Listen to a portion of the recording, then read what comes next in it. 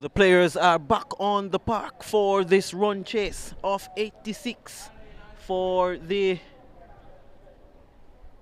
United Stars. John Campbell, looks to be Alwyn, and Sashane Anderson is the batsman who has come out the middle. So no John Campbell at the top of the order. And we expect this to be a good run chase. 86 they need, the Stars. Sashane Anderson at the top with Alwyn Williams. Williams has made some vital contributions for the Stars. And the man who has done the bulk of the scoring for the Stars, John Campbell, won't open the batting.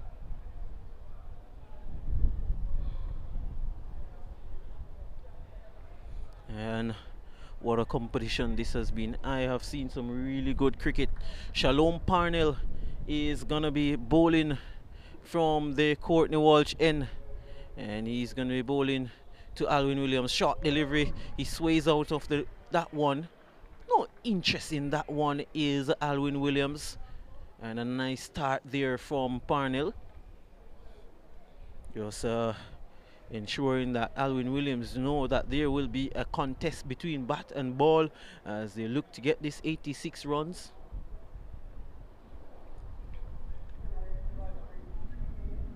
Look at the field operating for Parnell in a few. A nice delivery left outside the off stump, and a point, cover point, extra cover, mid off, third man on the boundary, mid on, mid wicket, short fine leg, deep backward square leg, pretty much behind square, and that is what Parnell has.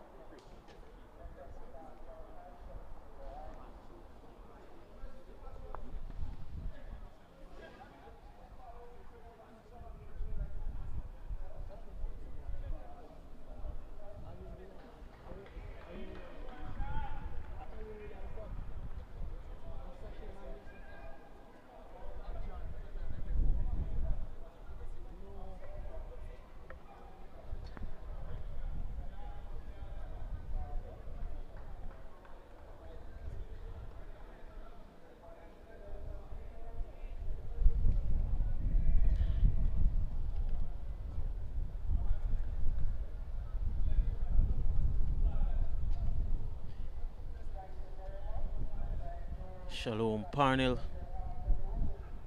And he's pushing that one.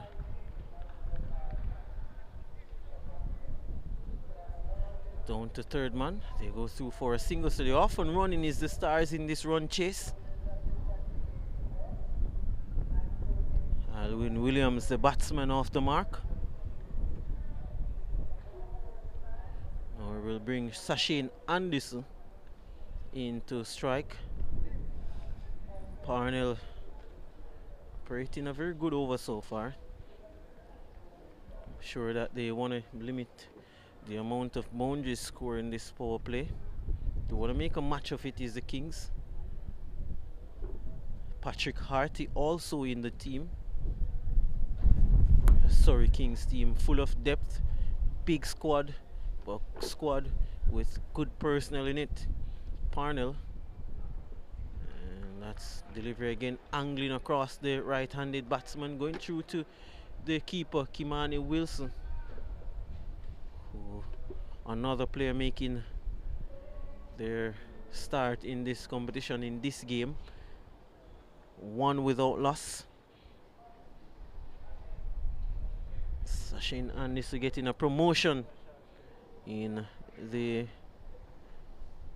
game. Final game before the playoffs. That one is wrapped on the pad, goes out into that square leg region.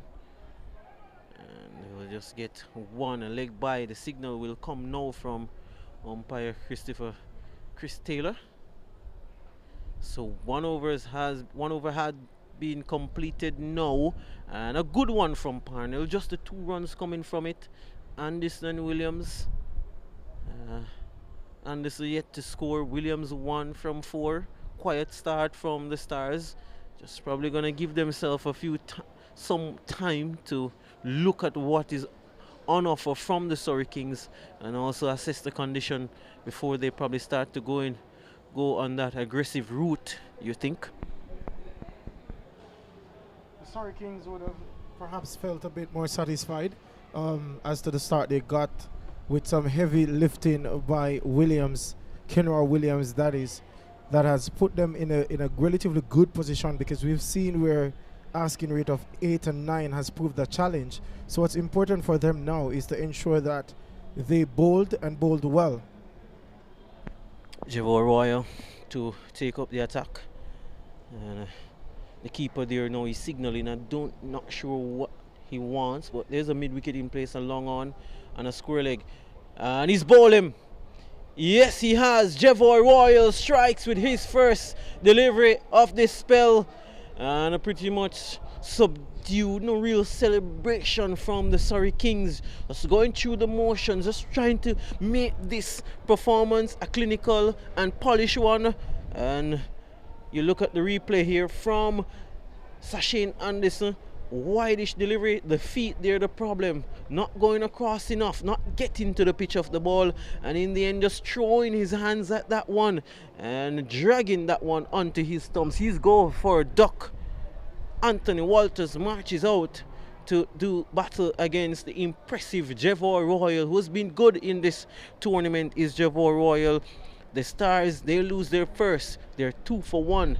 Of course, they're in pursuit of 86 made by the Surrey Kings. A brilliant start here for the Surrey Kings while they defend their total of 86. Javor Royal, with loads of experience, not a stranger to a kind of situation like this. Anthony Walters now. That was close, ever so close. That cut shot was not on at all. First delivery from Walters, looking to cut that one in front of or behind point. Should have been probably forward. He is forward now and turning this one on the leg side. We'll wait to see the signal from the umpire. There's no signal from umpire Kerry Scott, so got some bat onto that one is Walters, so he's off the mark. 3 for 1, and we'll bring Alwyn Williams into strike. This will be a good contest with the left arm spinner spinning the ball into the left-handed batsman. Always makes for a good contest. And Jermaine Blackwood, realizing that, he's now going to have a deep mid-wicket in place. There's also a deep backward square leg. The two players on the boundary. Here is Jevor Royal, and a good delivery, wicket to wicket.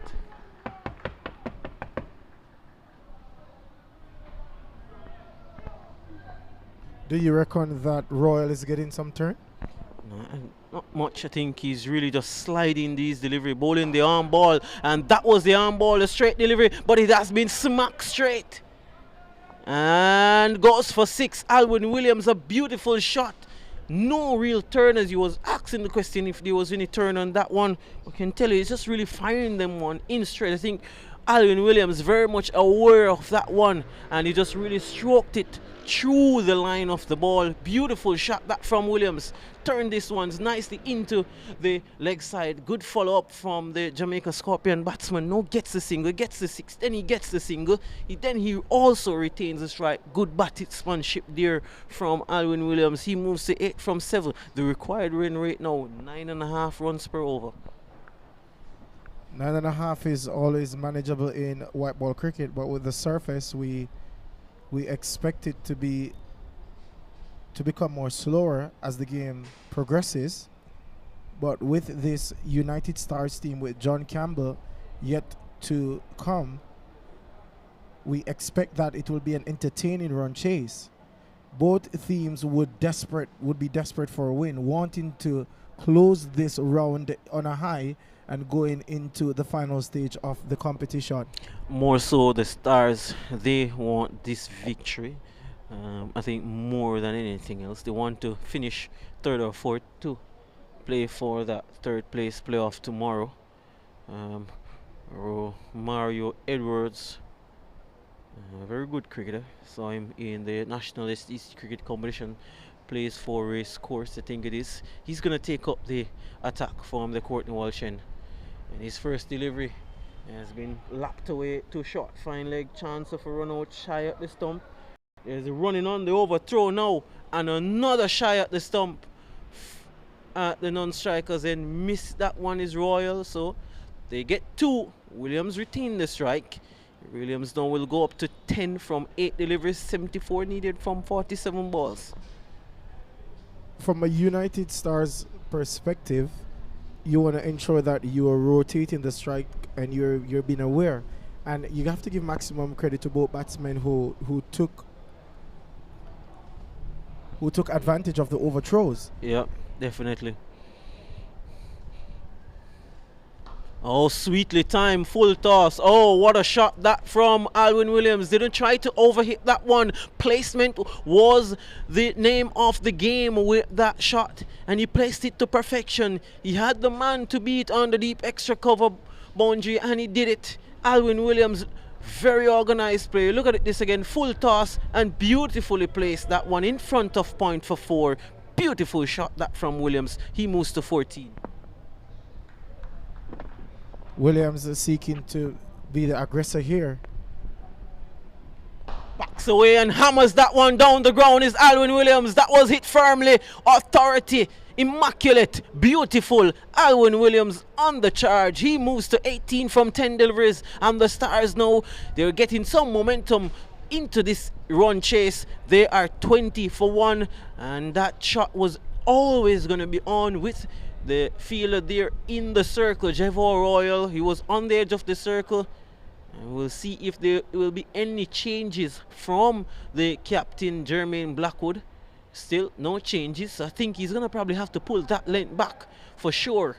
Is Romario Edwards has something to think about. 20 for 1. There he goes again. Probably think there that he missed out. It was again full delivery. Probably this time trying to hit it too hard is Alwyn Williams. 21 for the loss of 1 wicket. A pretty much expensive over so far from Edwards. Conceding at 11 runs with 4 deliveries already. having 2 boundaries. I'm sure that he would have in the back of his mind wanting to finish this over strong. Yeah, over that has brought the required run rate down from 9.5 to now 8.87, and 65 to get from 44 deliveries. Alwyn Williams holds the key. The John Campbell still not yet out. Here's Romario Edwards, short delivery helped away around the corner, and Patrick Harty does the fielding. It's going to be interesting to see how he goes when he gets the ball to bowl. Is Patrick Harty. And another single now. 22 for the loss of 1. 1 delivery to go in this over, already 12 from it. What will be interesting, Chris, is how Jermaine Blackwood captaincy is going to impact this game. Less than 24 hours ago, he successfully defended 102 runs. He's working with a smaller total now, and when the Cornwall Warriors were batting at this stage, they had least runs. So it will be interesting to see. And there you go again, good aggressive running from Walters, and Williams there is coming through for that single. So important that they do rotate the strike every opportunity they get. And as you were on the point of captains, I think he has been good in the tournament, is Jermaine Blackwood. And this will be, we'll have some extra things to think about Jermaine Blackwood with a few new faces in the team. Romario Edwards, one of them. Patrick Harty, another. Jevor Royal will bowl his second. As I was stating, that his leadership skills is going to be very pivotal in restraining the United Stars from reaching that total. He knows the surface. This is his second consecutive game on it in 2 days.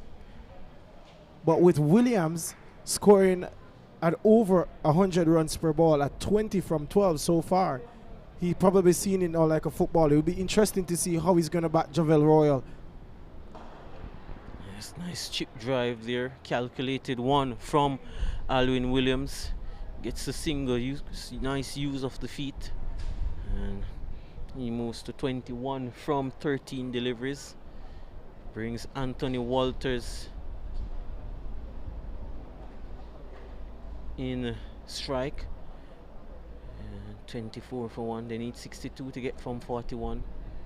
Royal ensuring that he gets his feel right. He has a deep backward square leg, deep mid wicket, long on the boundary, and a short fine leg. The players on the leg side. Good delivery there. Keeping the batsman honest there is Royal. And does the fielding off his bowling.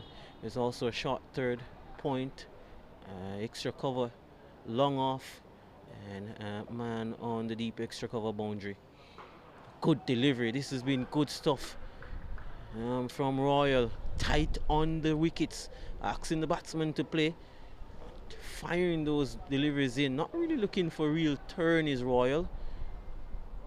Here he comes again. Again, another delivery fired in just outside the line of the off stump. Top balls here now, 3 in a row.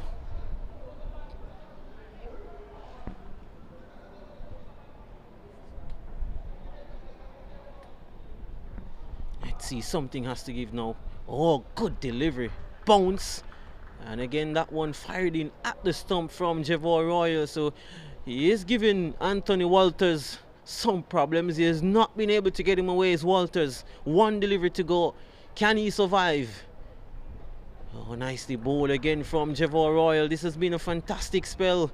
He got man of the match, I think it was yesterday or the day before, not pretty sure on that, but I can tell you he got the man of the match, and it was for his efforts with the ball. Good delivery again, good figures. 1 for 9 from his 2 overs. Excellent stuff from the all-rounder Jevor Royal, and it's now 24 for 1 from 4 overs. They need another 62 to get from 36 deliveries. This required run rate now has gone up. It's now 10.33.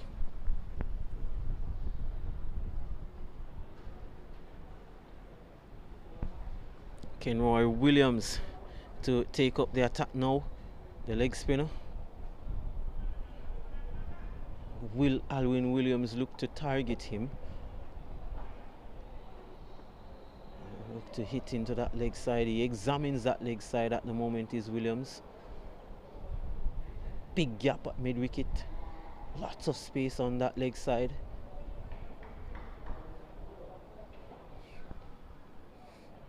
Here's Alwyn Williams now to face up to Kenroy Williams. There he goes, he targets that leg side, the fielder settles himself, and has he taken that one? He has. Looks to be Kurt McKenzie who was under that one, and he had the rope to think about. He did it excellently, he did it calmly, he did it intelligently. Flighted delivery from the moment we saw Kenroy Williams into the attack. It was pretty much big bet that Alwyn Williams was going to target that leg side boundary, and it is Kenroy Williams who wins the battle. Beautiful delivery from the leg spinner, challenging Williams to go onto that leg side. A huge hit out there in the breeze also, and that one you think just holding up in the breeze, and Williams perishes to the bowling of Kenroy Williams. Gets a wicket with his first delivery. John Campbell marches out. Has been so productive in this tournament is John Campbell. Can he fire here? John Campbell will be responsible. The captain, he knows that an innings would be required of him, especially on the eve of the closing stages of the tournament. But back to the catch earlier, it was great awareness from the fielder, as we have seen in recent times the importance of fielding on the boundary and how creative these fielders have been in taking some wonderful catches and saving balls from going over the ropes. So it's a great catch from him. It was high and it was in the air for a long time. And John Campbell is off the mark straight away. Is the West Indian opening batsman tugging that nicely into that vacant mid-wicket region. Gets two.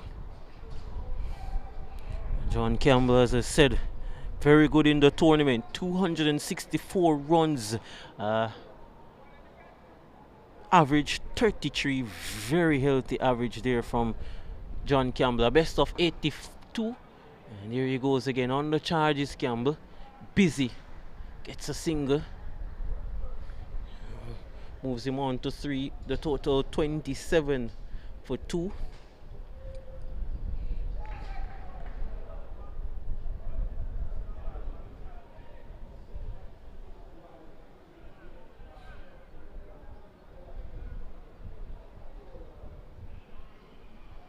Kenroy Williams now. He's going to be bowling to Walters. Walters has to get this strike rate up. He's 2 from 8. Make that 2 from 9. And he's been struggling, is Anthony Walters. And he's a better player than this. But has found things a bit difficult so far in this innings. 2 from 9. Kenroy Williams with 2 deliveries to go. Well, Anthony Walters really struggling so far in this innings. Like that 2 from 10. I think at some point he's going to go for that big shot.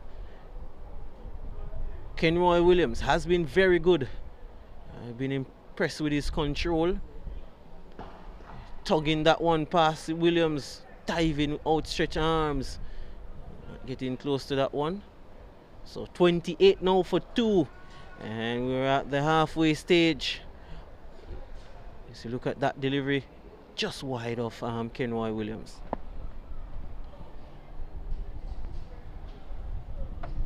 Walters would know that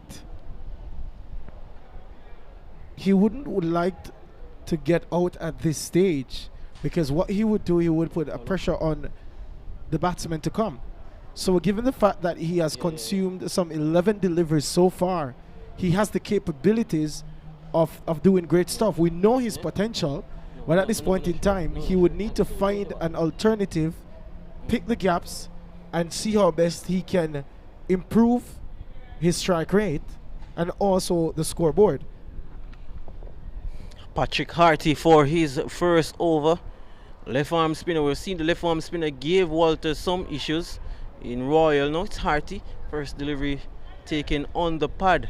And the signal there coming from umpire Kerry Scott. A leg by in the scorer's books.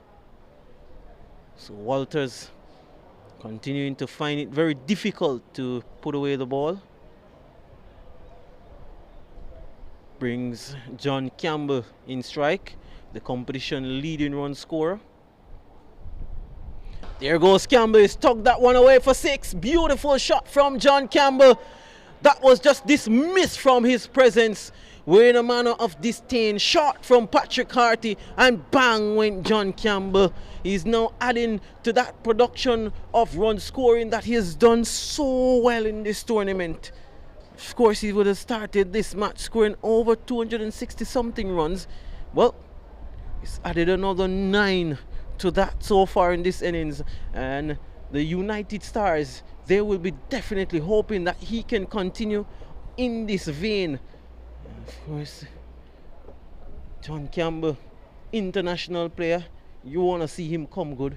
The fans here want to see him come good. Down the track, banging that one was really to the pitch of the delivery, but still just dragging it to long on for a single. Looks a different pitch that John Campbell is batting on when you compare that to how you see the efforts of Anthony Walters. I'm sure that the Stars... Beautiful feeling at backward point. He was in close. Royal, he gives you a lot. He gives you a lot with the ball. He gives you a lot with the bat. He gives you a lot in the field. And that was a sharp piece of feeling there at backward point. Here is Harty again. Down the leg side, and that will be taken. And the struggles of Anthony Walters has ended. Patrick Harty has been responsible for that. He was struggling to the left arm spin of Jevor Royal. Here is now Patrick Harty into the attack. It was a poorly lined delivery, but Walters looking to swing that one away over backward square leg, and in the end just managed to help that one to short fine leg, and a smart catch there, ending the pain and the struggle of Anthony Walters. He goes for 3 from 14 deliveries. A really tough innings there for Walters, and he will be he'll be kicking himself. Well, he failed to adjust himself to the conditions here at Sabina Park, and that really sums up the day he has been having. A delivery on the line of leg stump like that, who should have been landing somewhere in Kingston, not in Sabina Park. But nevertheless, it was a decent catch in the end, pretty much easy, but we have seen some drop catches, so we cannot say that it was too easy to be dropped. The United Stars now 36 for 3, would have in the back of their minds, look, we got this. We have seen what Kenora Williams have done to our bowling attack when we were bowling in the last 4 to 5 overs and get them to a decent total. So now John Campbell and Sewell will have the responsibility of taking this to the end. And for me, this is the partnership is going to really determine the game. Pushing that one back straight to Harty. Successful over there for the left arm spinner. Patrick Harty, 1 for 7. 36 for the loss of 3. And this required run rate is climbing, it's climbing, and it's climbing all the time. 50 to get from 24 deliveries. It's going to take some batting for even with John Campbell at the crease. So much will be dependent on him. If he gets out, it will be pretty much a disaster for the Stars. And Surrey Kings, a very hard team to beat. They've injected a few new members into this team for this game, but still a very, very competitive unit. Short delivery. Campbell tugs it. Will they go for 2? They should. He's coming back for the second one, and a misfield has aided that also. Campbell with that now moves to 12 from 4 deliveries. Good contest this will also be. We saw it. The left-hander Alwyn Williams, Kenroy Williams would have won the battle in that contest. The ball coming into the left-handed batsman. Let's see how John Campbell will Go. He's been very aggressive. He's been good. He's been good. He's been very good. That's 6. John Campbell smacking that one. Bang. Over long on for 6 runs. 42 for a loss of 3. Beautiful shot that from the West Indies opening batsman and the United Stars captain. Short delivery. He went back and tugged it. Really created that shot. That's a good shot. It was indeed a good shot. And we oftentimes hear of matchups against batsmen versus bowlers. And there he goes again, is Campbell. Probably think that he missed out there, disappointed with himself. And we hear also of a particular plan that you used to bowl to a particular batsman. They would have known John Campbell, they know his capabilities, and with the form that he is in, especially during this tournament, I strongly believe that bowling short to him will not help the situation. And so far, majority of his runs that he has scored has been produced from short pitch deliveries, especially from a slower bowler that's not going to pose any threat. That's a beautiful shot that from the man is Sewell. I think back to the point, probably would have better much more aided in getting the off spinner into John Campbell, and that would probably get the ball turning away from him. Well, turning in, but hey, it's the man Sewell who played that beautifully. Fine shot that was. 50s up, 50 for 3. Nicely bowled that from Kenroy Williams. Better delivery, fuller delivery. That's what Wright would have asked for, to bowl a bit full and not short. And the next thing to it, if you cannot get him out, then steal most of the strike from him.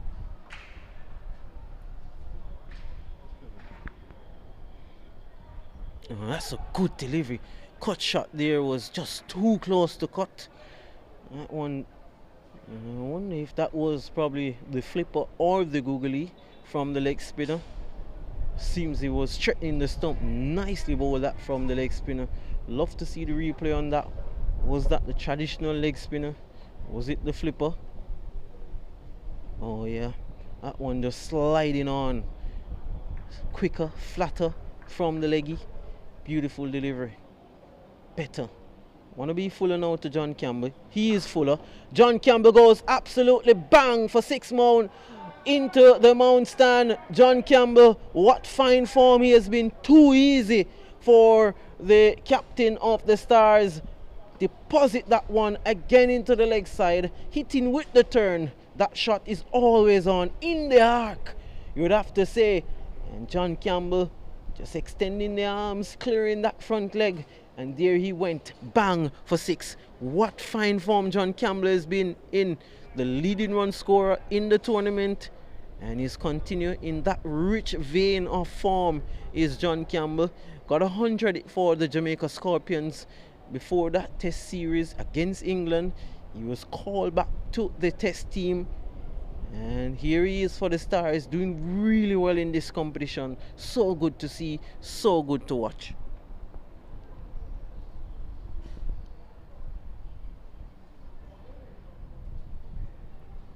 John Campbell, who would have opened, especially, he has had a good run of form as well in white ball cricket for West Indies. He and Chris Gale would have opened for West Indies against England in the 2019 series that was played in the Caribbean, a thriller there. The match ended in 3-2 in favor of West Indies. I don't see a John Campbell batting the next 3 overs and not getting the remaining runs needed for the United Stars. So the Surrey Kings, Jermaine Blackwood, as I would have stated earlier, captaincy will be crucial as to how he will maneuver his bowlers into the field setting. The way that I see John Campbell has been bowled to thus far, you're in his arc, you're in his shot zone, and you're asking to be punished. You want to ensure that even if you're going to take the game to the 9th or 10th over, you want to give your bowlers something to work with at the back end. Orane Williams, the new bowler, into the attack, down the leg side. Not the start that Williams would have liked. And with extras at this point, Chris, it will not help either. So there has to be a plan. If you are Jermaine Blackwood right now, what would you be thinking in putting a halt to this runs flow? I think the best way to do that is to take wickets, and I think that wicket of John Campbell, very crucial, big player, just have to get him out. I think he has been so dominant in this tournament. He has won single-handedly, won a lot of matches for the Stars. I think the answer to that is to get him out. 25 from just 8 deliveries, 27 to get from 17 deliveries. Sorry, Kings, looking to make a match of this.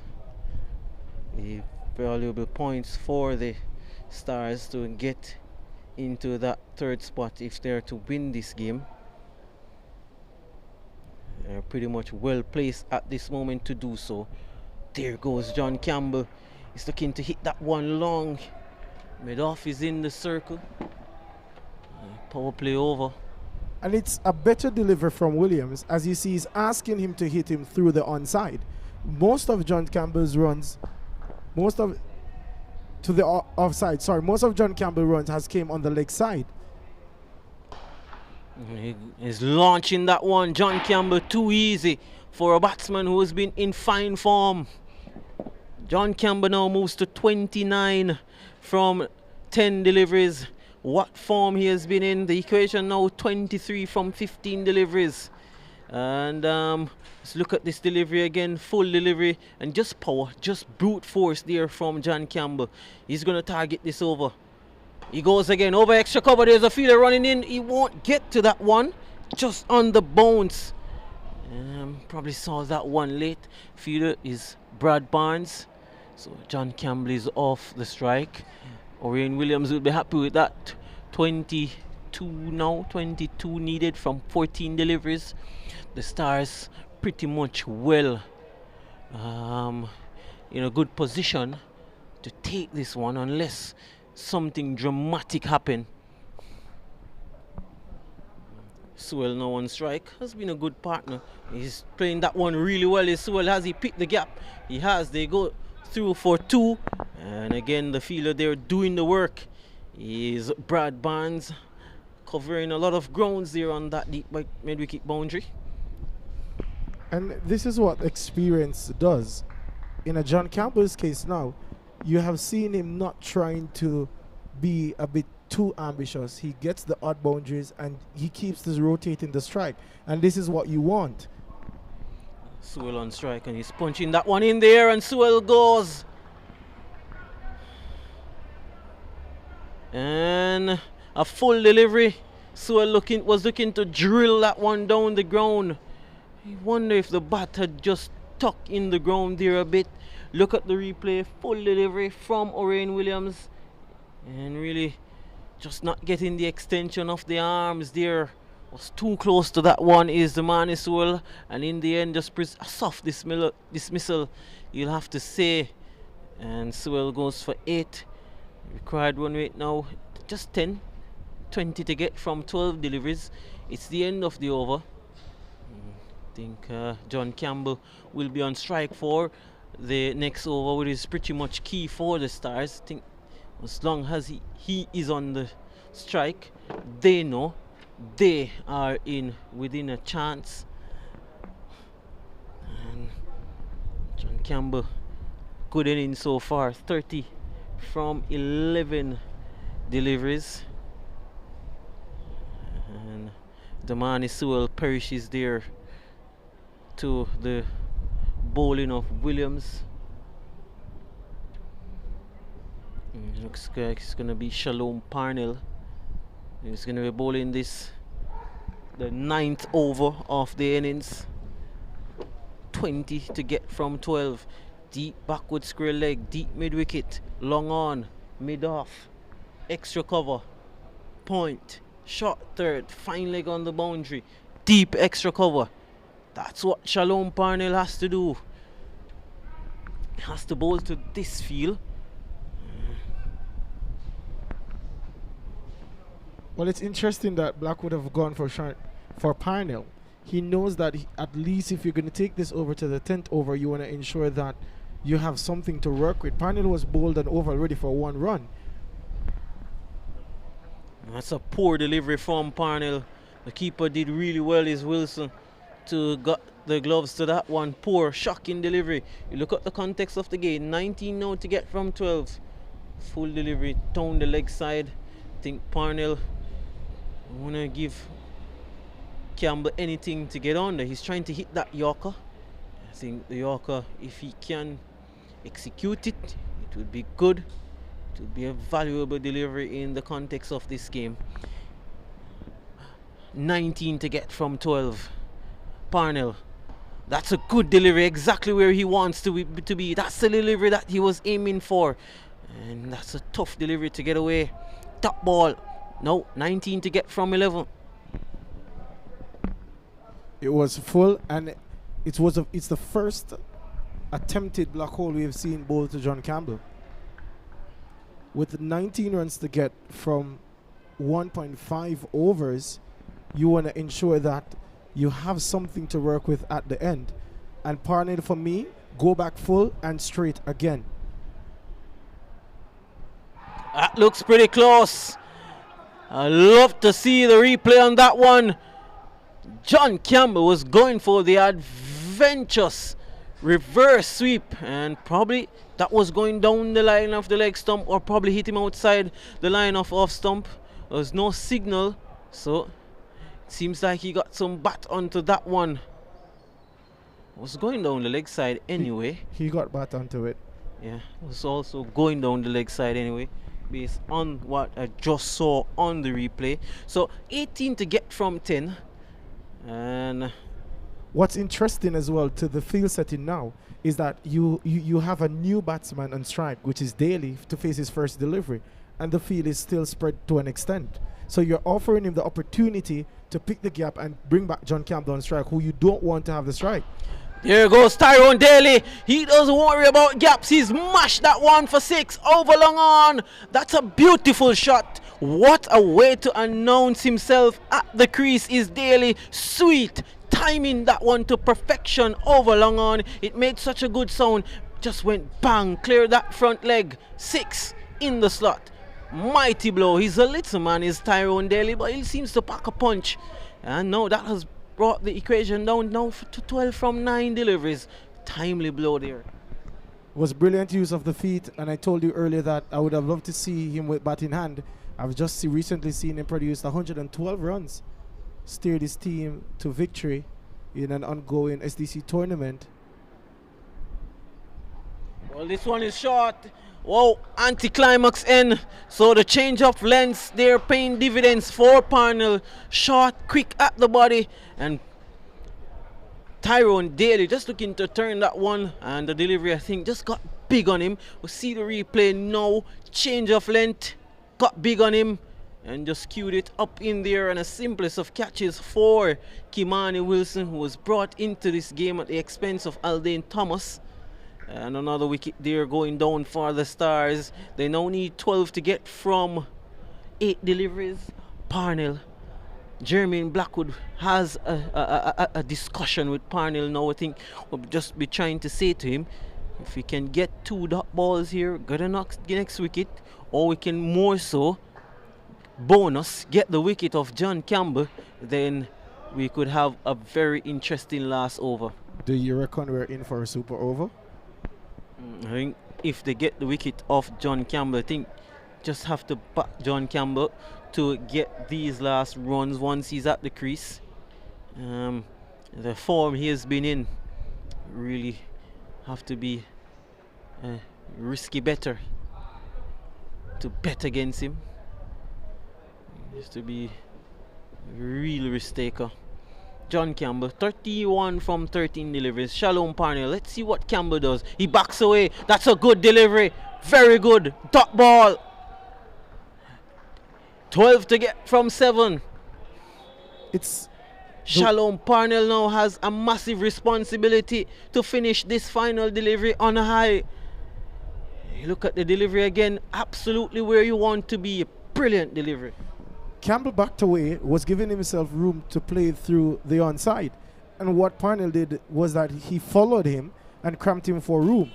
Now, what's important is this delivery now. Can he manage to have a dot ball and keep Campbell on strike? Off strike, sorry. 12 to get from 7. Shalom Parnell.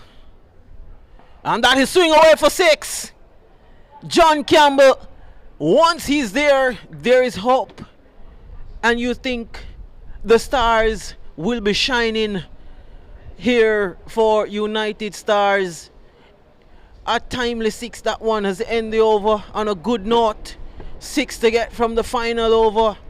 John Campbell, 37 from 15 deliveries. 37-15 deliveries. 1-4, 4 massive 6s from John Campbell. Shalom Parnell, 2 overs for 15 runs, 1 wicket. O'Rain Williams, 1 over, 1 wicket. And you expect him to bowl the final over is O'Rain Williams. He has 6 to work with. And the Stars definitely now on course to finish in that top 4. And which will mean that they will be playing that 3rd place playoff. The Surrey Kings. Pretty much academic interest for them. Pretty much a game that they're looking to fine-tune things for the final. Looking to test different players, looking to see how they fare in different situations, different contexts of the game. Now they have a context of the game that they have 6 to defend from just 6 deliveries. I'll probably put it in the context of the final. Let's see what the field setting will be. Expect a cluster of fielders should be in the circle, in my opinion. O'Rain Williams has Wilson on strike. 6 to get from 6. Are we in for a tense finish? Here is Williams. A dot ball. Beautifully bowled. Campbell is backing up a long way. He's eager to come on strike. A few shouts in the stands. They're pretty much, the fans pretty much in this context, pretty much aware of what is going on. They knew that the equation is 6 to get from 5 deliveries. Down the track again. Look at the umpire. Umpire Kerry Scott. And remain on move. Pressure building. 6 to get from 4. There has been a problem in regarding discussions where the guideline is a guide for the umpire, and that was just inside the guideline. The intent is clear from Williams. He's going to be bowling outside off stump, asking Wilson to hit into a pack onside field. Dead ball signal there by the umpire, as I think they want to put some, they're now mindful now of that outside the off stump. Probably outside edge will go down to third man. Third man is now in place. Here is Williams, and he's crashing that one. Has he gotten enough onto it? Brad Barnes gives chase. And he does well, is Brad Barnes. He has saved probably 2 runs. Desperate dive from Brad Barnes. Has done well. The equation now 4 from 3. Swain Wilson. John Campbell is still at the non-strikers end. It was a brilliant effort by Brad Barnes. Yeah, brilliant work there as you look back at it. Perhaps he may have saved his team. How crucial will those 2 runs be at the end of this innings? This one is hit in the air, down the ground. That is running away. They'll get 2 more. So, Swain Wilson getting back to ball and being productive. 2 now to get from 3 deliveries. 2 from 2, correction. 2 from 2 deliveries. Can O'Rain Williams produce 2 dot deliveries? Or will Swain Wilson ignite the Stars to victory here at Sabina Park? 2 to get from 2. Williams, Wilson, dot ball, chance for a run out at the non-strikers, and he's run out. Well, this now, we have somewhat of a drama on our hands. Brilliant work from the keeper, Kimani Wilson. The presence of mind to go to the non-strikers, and I'll Orion Williams, the presence of mind to get close to the stump and effect that run out. Look at it. There was Orion Williams. Good show from the keeper. Brilliant work. I think the keeper very instrumental in that run out. Have to give Kimani Wilson their credit. Drama. 2 to get from 1 deliveries. John Campbell on strike. This is going to be a massive moment in the tournament. I asked earlier, do you reckon a super over? I'm sure that the United Stars would believe that they would want John Campbell to be on strike for this delivery, while the Surrey Kings would have hoped that John Campbell would have been the one that ran out. But certainly, what an encounter, whatever run chase, this has been a brilliant effort by both teams. And this is what we come down to. After some 119 deliveries, 2 runs to get from 1. What do you reckon here, Chris? Where are you going to bowl? I think he has to be Yorker again. And I think has to be that wide Yorker. John Campbell probably will be looking for that reverse sweep that we have seen, or that paddle sweep that we have seen him play so many times in this innings. Ensuring that they get the feelers right. A deep extra cover. 3rd man on the boundary. Cover, point. Backward square leg, deep mid wicket, long on. Here is Orion Williams into John Campbell, and he has skirted that one out. We have a super over on our hands now, and scores are level. And will John Campbell against Orion Williams, and we'll just wait a bit to see what.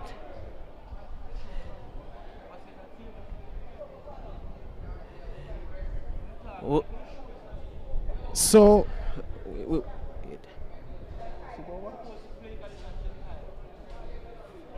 well, the scores are level at this moment, and Stars and the Surrey Kings have been enthralled in a good battle between bat and ball. Eva Stevens, it is. What a contest, what a game of cricket between 2 teams. Surrey Kings, Surrey Stars, United Stars. John Campbell unable to bring them across the line here at Sabina Park. The leading run scorer is John Campbell. My bet was that he would have bring them across the line, but in the end, the scores are level.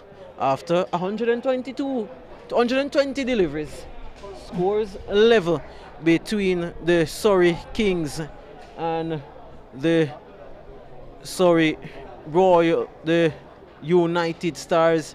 A good contest between bat and ball, and I think with this contest, the Surrey Kings, they will increase their lead at the top of the points table. It will also mean that the United Stars, they will go into that playoff tomorrow, as they will finish in the top 4 also, the Stars. So I think a very commendable result if the points are to be shared between these 2. Very good contest between bat and ball, keenly contested between these 2. And of course, another game is coming up at 1:30. We'll get the official update on what will happen, or how this game will, if there will be a super over, or if the points will be shared. We'll get that official information to you in a few minutes.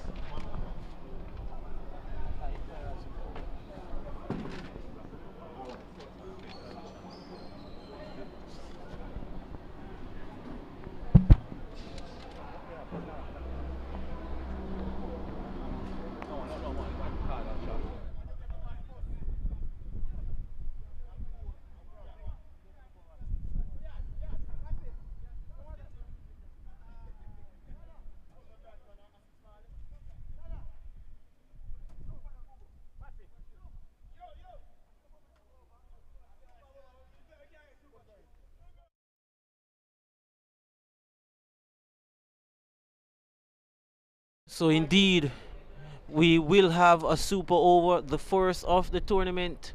What a contest between bat and ball between these two teams.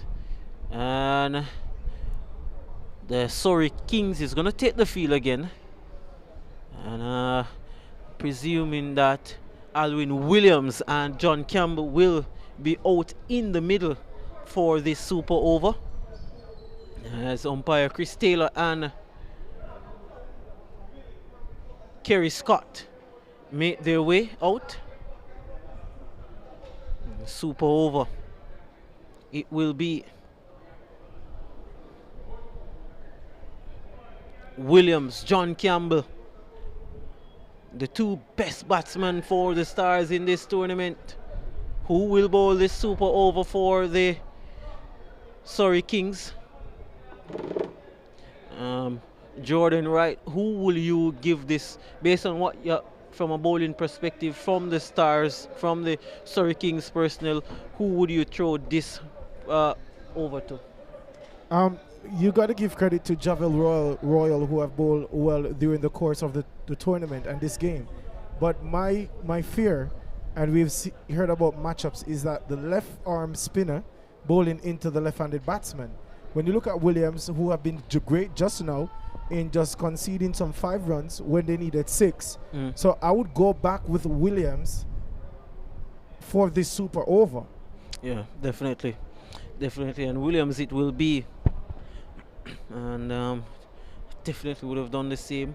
Jermaine Blackwood recognizing that. And he's going to give it to Orion Williams. Big job on his shoulders is Orion Williams. If there was ever one in this tournament, after 120 deliveries, both teams equal, and it will now means that we'll have a super over to determine the winner between these two teams. And good to see that we have a super over. We have seen everything in the tournament so far. Last over thrillers, now a super over just before the playoffs. 120 deliveries, and we're still yet to find a winner here in Sabina Park, Kingston, Jamaica. Ryan Williams, let's see the feel that Blackwood will have. Deep extra cover. How much do you... long on mid-wicket. Here is Williams. And he's playing that one into the leg side. They'll definitely come back for 2. And he charges back. Burton doing the fielding there. Strong return on the bounce. 2 from the first delivery. If you...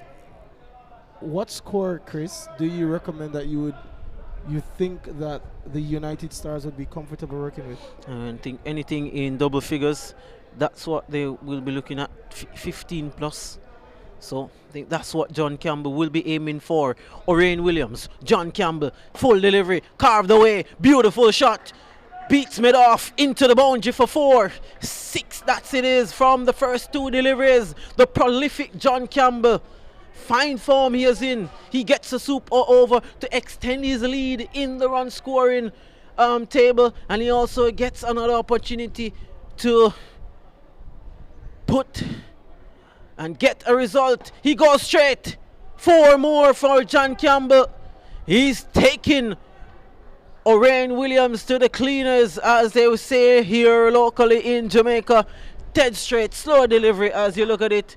He timed it, he waited on that one, and he swatted that one dead straight. Beautiful batting from John Campbell, 10 from 3. Great stuff. Great first 3 deliveries for the United Stars. At this rate, they're looking at 20 runs. 3 deliveries to go. And outside the off stump, no, he won't get a LBW. There is Orion Williams. It gets Alwyn Williams on strike, so still a run though. They've scampered home for a leg by 11. So this is a good total. Very good. They're in double figures where they want to be. Now it's an opportunity for Alwyn Williams to capitalize on these last 2 deliveries. The fielders, they marches back onto that circle. Orion Williams at the top of his mark with a lot to think about. 11 from the over. Oh, he's hitting that one straight. And there's a brilliant catch that. Oh, who is the fielder? Looks to be Jevor Royal. That's a good running, diving catch. Tyrone Daly March is out. One delivery to go. The more important thing though for the Stars is that he has bring John Campbell on strike. But you look at this catch again, under pressure, super over, big moment in the game. Jevor Royal again showing his talent in the fielding. Brilliant catch that is. It was a well-timed effort from Royal, the dive that is.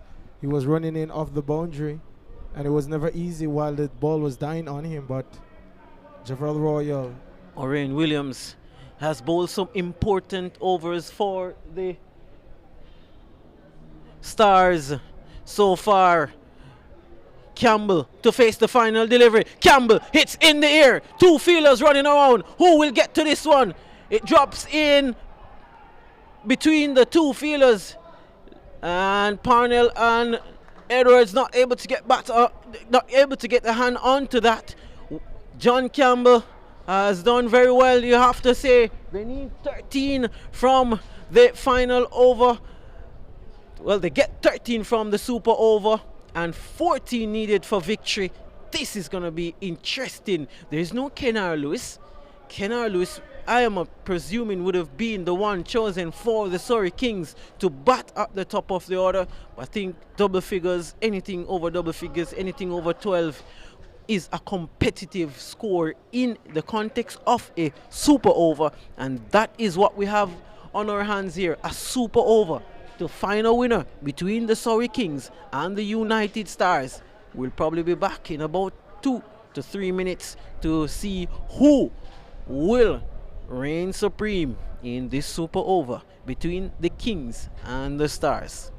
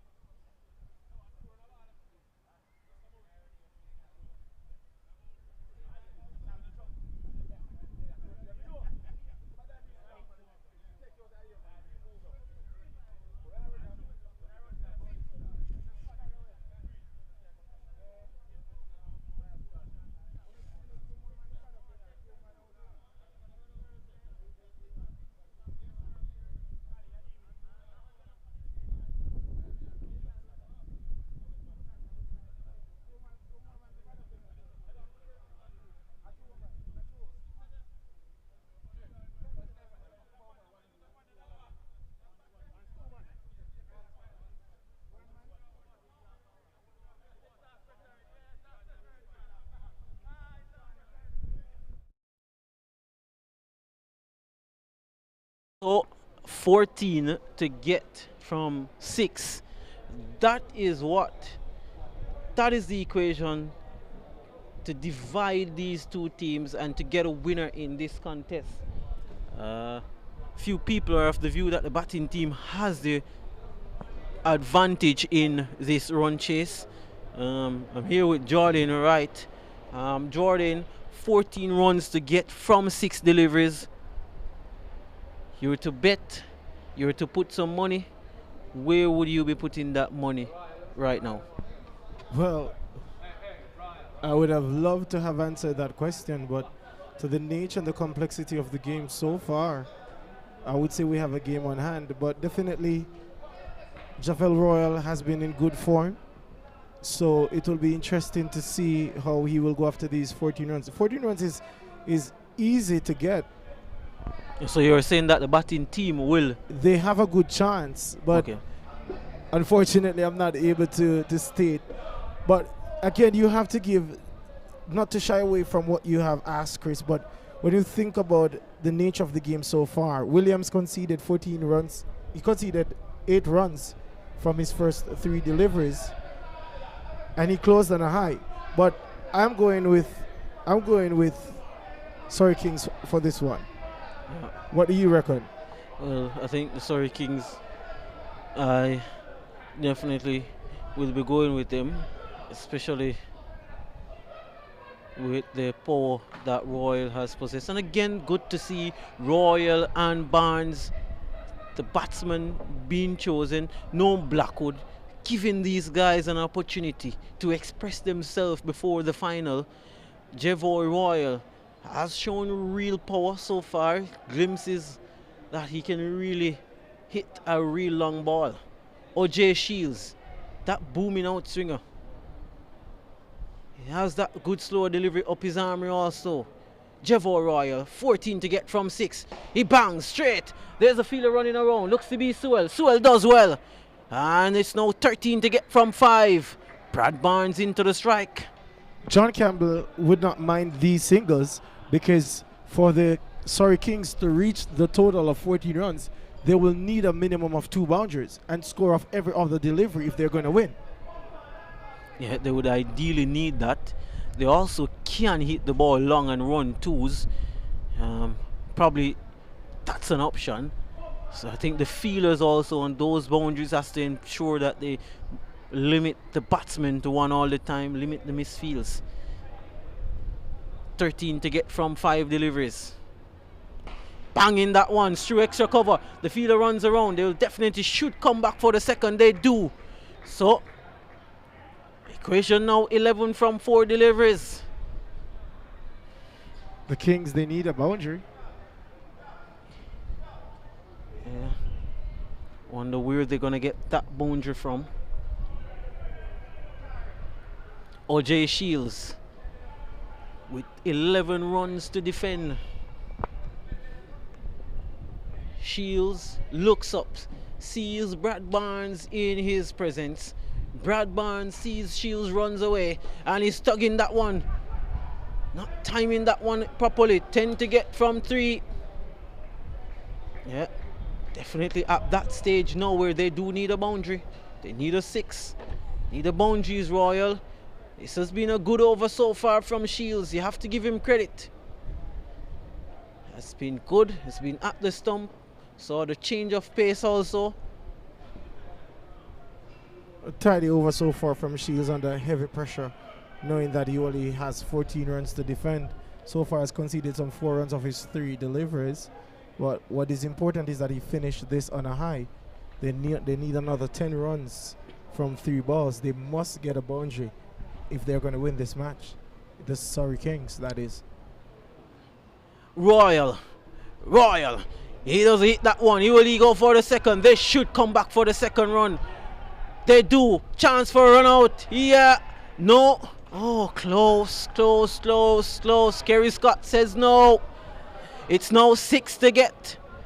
6 now for 6 is the total. 8 to get from 2 deliveries. Oh, that was close. Very close. And what Desperate. And what if we have a tie again? Well, 6 and a 1 and a single. there's also the equation of which team hits the most boundary.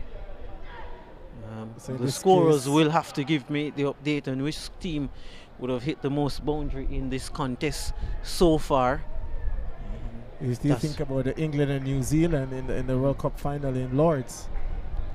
We have that similar equation. Well, Royal, he has to hit 2 boundaries.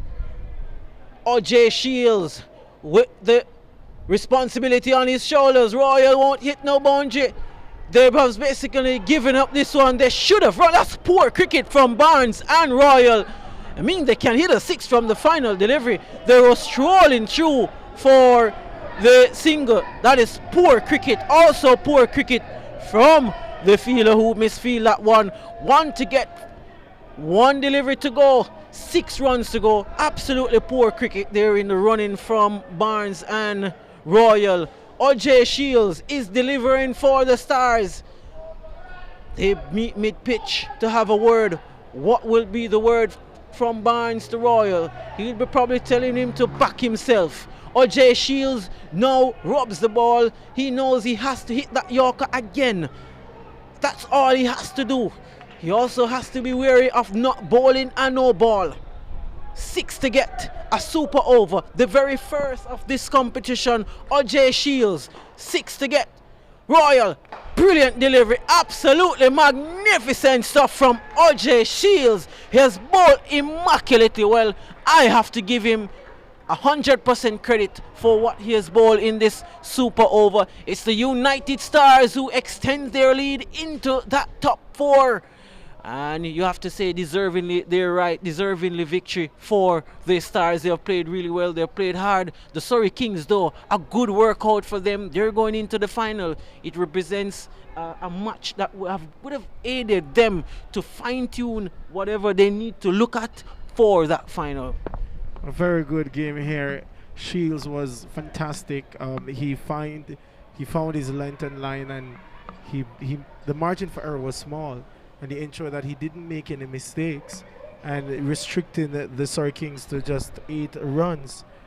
Javel Royal and Barnes failing to do the job, but nevertheless it was a great contest by both teams, and I think as they embrace and congratulate each other, both teams will feel comfortable today. All 22 players would have felt like they give it their best, and there had to be a winner, and deservingly United Stars walked away victors today. Yep, so there you have it. It's the Surrey Stars who shine in this super over, and it took some 132 deliveries to distinguish a winner here, and it is the Stars. They won in the super over. Now we're gonna have a rush to that post-match presentation ceremony, as we would have had to take up some extra time for that super over.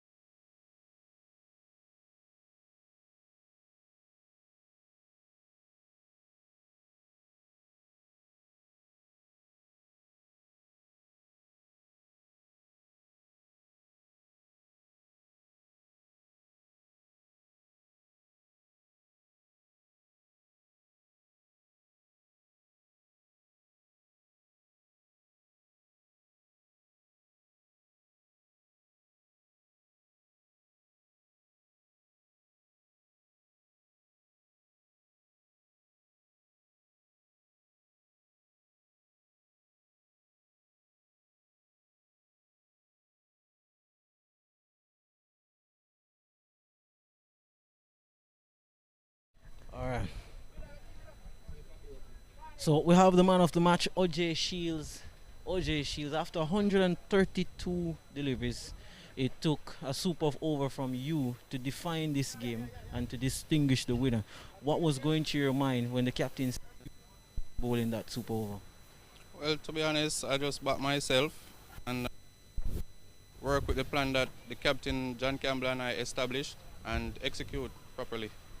That's just what was in my mind, to execute. And what kind of skill set that a bowler needs to have in T10 cricket? We saw some from you. What you think is one of your probably, is it the slow ball, is it the Yorker? Which one do you put the most prize on? Well, I'd give the slow ball, the back of the hand slow ball, my prize ball, yeah. Prize delivery. All right, thank you very much, OJ. All the best for the playoffs tomorrow. No problem.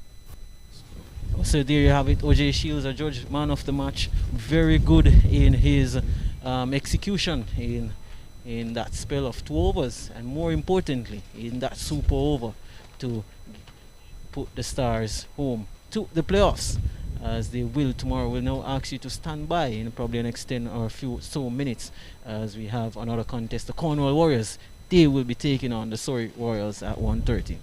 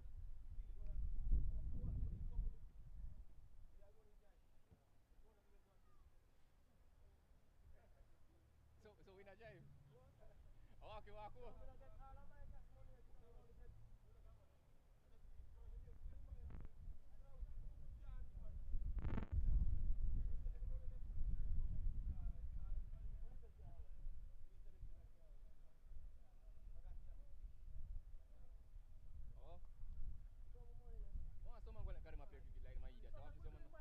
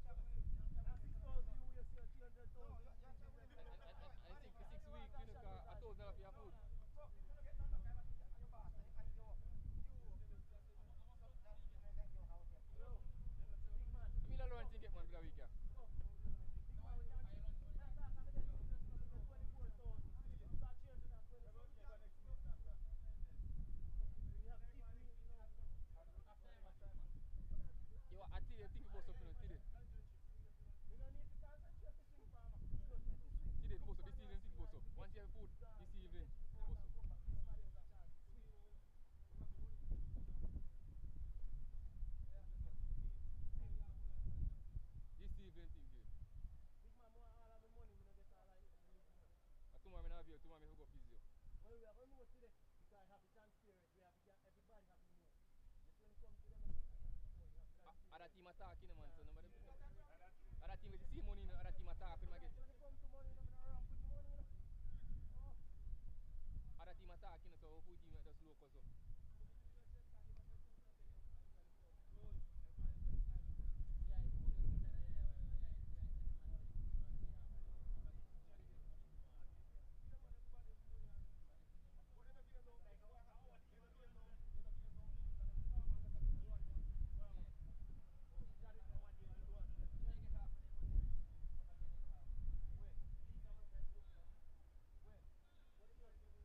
I forgot to deal soon and get me that one. 2 grand me that one sweet too.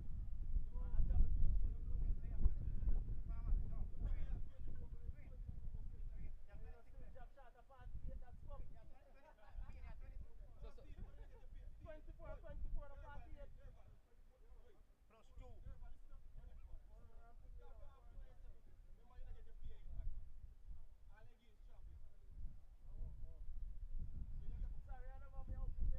So we get traveling and pay different. This evening. This evening. Alright. Paying part. Okay. The response to that. Oh.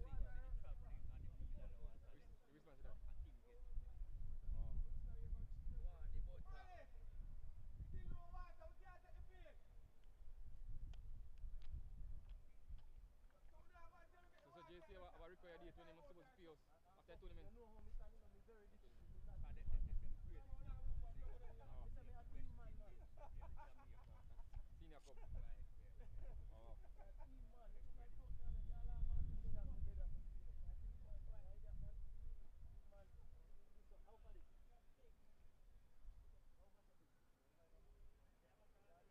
If on the folk with a car, I'm going to go and break in something.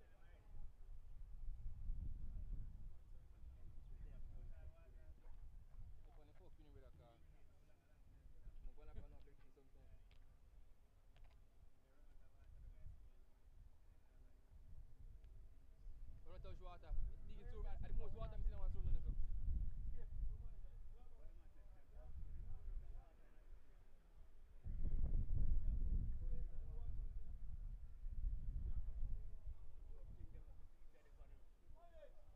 I'm going to just far like my stranger.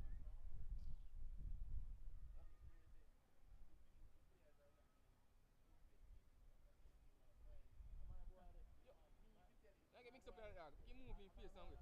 I think I'm going to have to go ask the question. No, I'm going to have to go ask the question.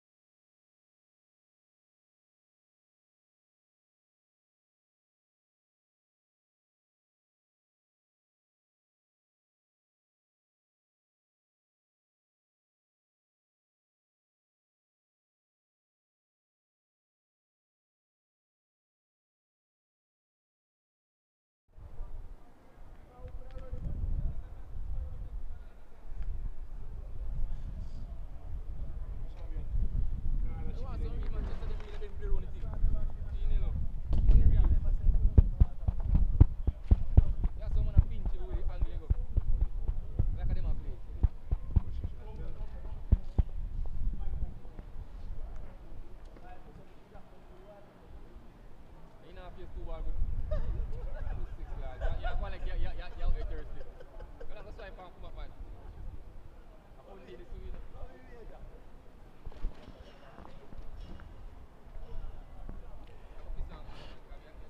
So the Surrey Royals has won the toss and elected to bowl. And before I go into anything else, I want to welcome you back to us here at Sabina Park for the match 31st. I think this is the 31st match of the tournament. And the batsman marching out for the Cornwall Warriors is Derval Green and Kerry Holness.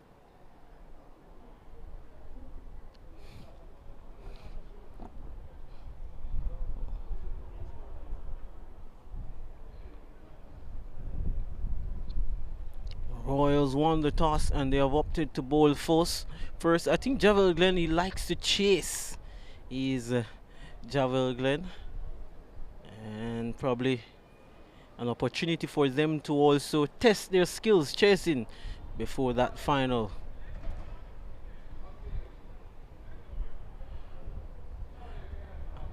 Nicholas Gordon is gonna take up the attack for the Surrey Royals. He'll be looking to make early inroads into the innings. So this is match 30th, correction. Dream 11 T10 cricket competition, match 30th, not 31st. This is a 30th match. Cornwall Warriors, they are 6th in the table. The Royals are 2nd.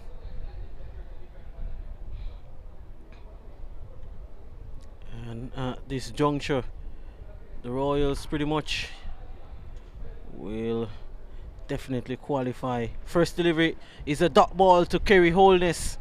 As I said, the game for the Royals to test their skills, to tweak, to work on their weaknesses. And they've won the toss and they're going to bowl first is the Royals. First delivery, of course, is a dot ball to Kerry Holness. A change in approach for the Warriors. Holness and Derval Green opening the batting. Short, good delivery. Cutting back sharply at the left-handed batsman. Nice delivery that from Nicholas Gordon. Good pace on that one. Would have loved to see a replay on that one. Seems to just come back into the left-handed batsman there a bit. Yeah, delivery came back very sharply into Kerry Holness. And another dot ball.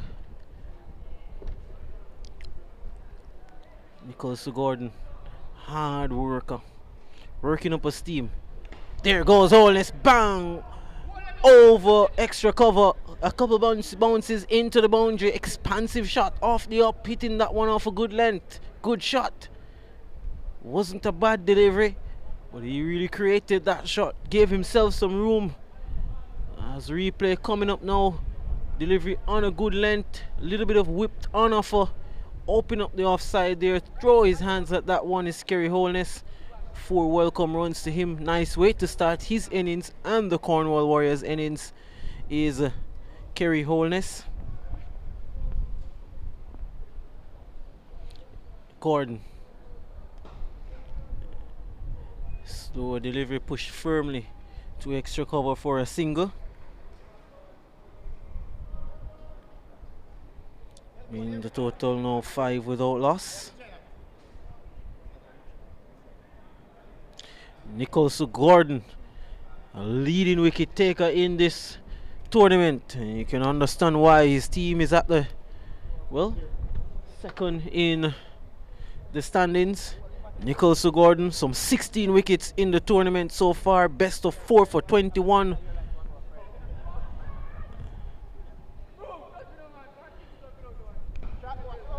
That one is pushed strictly over the head of extra cover. They got through for 2. And Javel Glenn, is it? No, not Glenn doing the fielding there. Looks to be Nkrumah Bonner who is doing the fielding. Derval Green coming onto the front foot. Not going through with the shot. 7 without loss. Nice sunny conditions here at sunny Sabina Park as the sun beats down on the surface. Nichols to Gordon. Oh, that's a good delivery. Beats him with a beauty. Moving away just a bit at the last moment. And that one over with some 7 runs have come from it. Nichols to Gordon, leading wicket taker in the tournament with 16 wickets. Trump card for Javel Glenn and the Royals. He has been is Nichols to Gordon, another player who has been a reliable force of this Royals team is Pete Salmon. He has the ball in hand to bowl the second over. Holness 5, Green 2. It's going to be interesting to see how these two fare at the top of the order. Earlier we would have seen Paul Palmer, would have seen Bryce, would have seen Farkas, would have seen so many changes at the top of the order for the Warriors. And I think one of the reasons why they are probably not in the final or probably will not finish in that top 2 is because the decision making has been off. They haven't really been able to get that batting order right. Let's see if the combination of Holness and Green can pay dividend for them. Here is a little bit of turn and offer, no wide call from the umpire. Shows that the surface is pretty dry. Some turn for the spinners early in the piece for Salmon, and they will scamper home for a bye, and they won't chance on the overthrow. 8 without loss.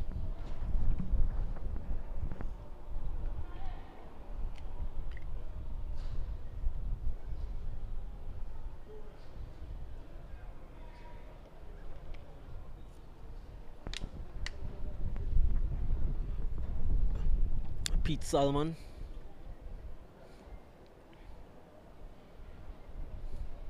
is going to be bowling to Derval Green. A few changes in the field. Pete Salmon is asking that he gets the conventional square leg, and then you'll have that short fine leg on the 45. That's what he wants from the captain Glenn. There's no short third point cover mid off, long on the boundary. Down the leg side. Oh, stumping chance. Did he lift the leg there? Seemed like he was off balance a bit, is Derval Green. Look at the replay. Don't badly line delivery.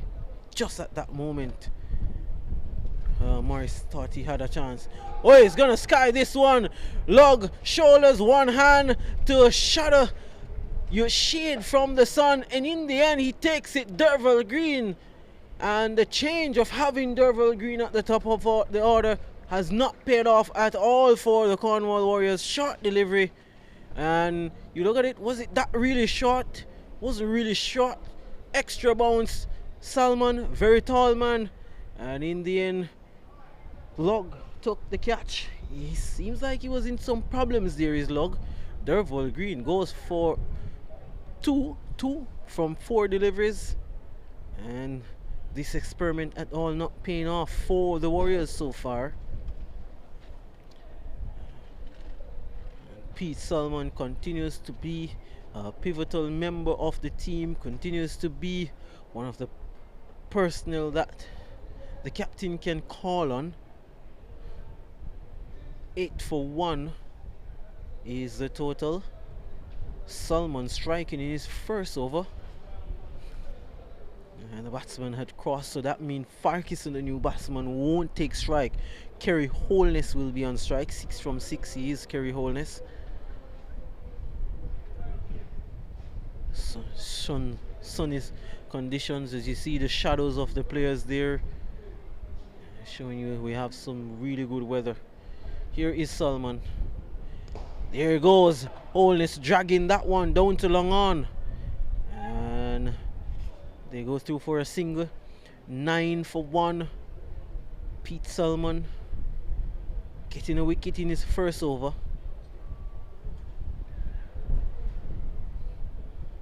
Ball went high in the air. Leroy Lugg seemed for a moment that the sun was giving him some problems. Farkison has opened the batting for pretty much all of this competition apart from this game. He's now coming at number 3 down the leg side. No chance of a run there. Sent back by Holness is Farkison. I think that one would have gotten something on the way. There's no signal. We'll have to see the replay on that also. Over number 2 has been completed.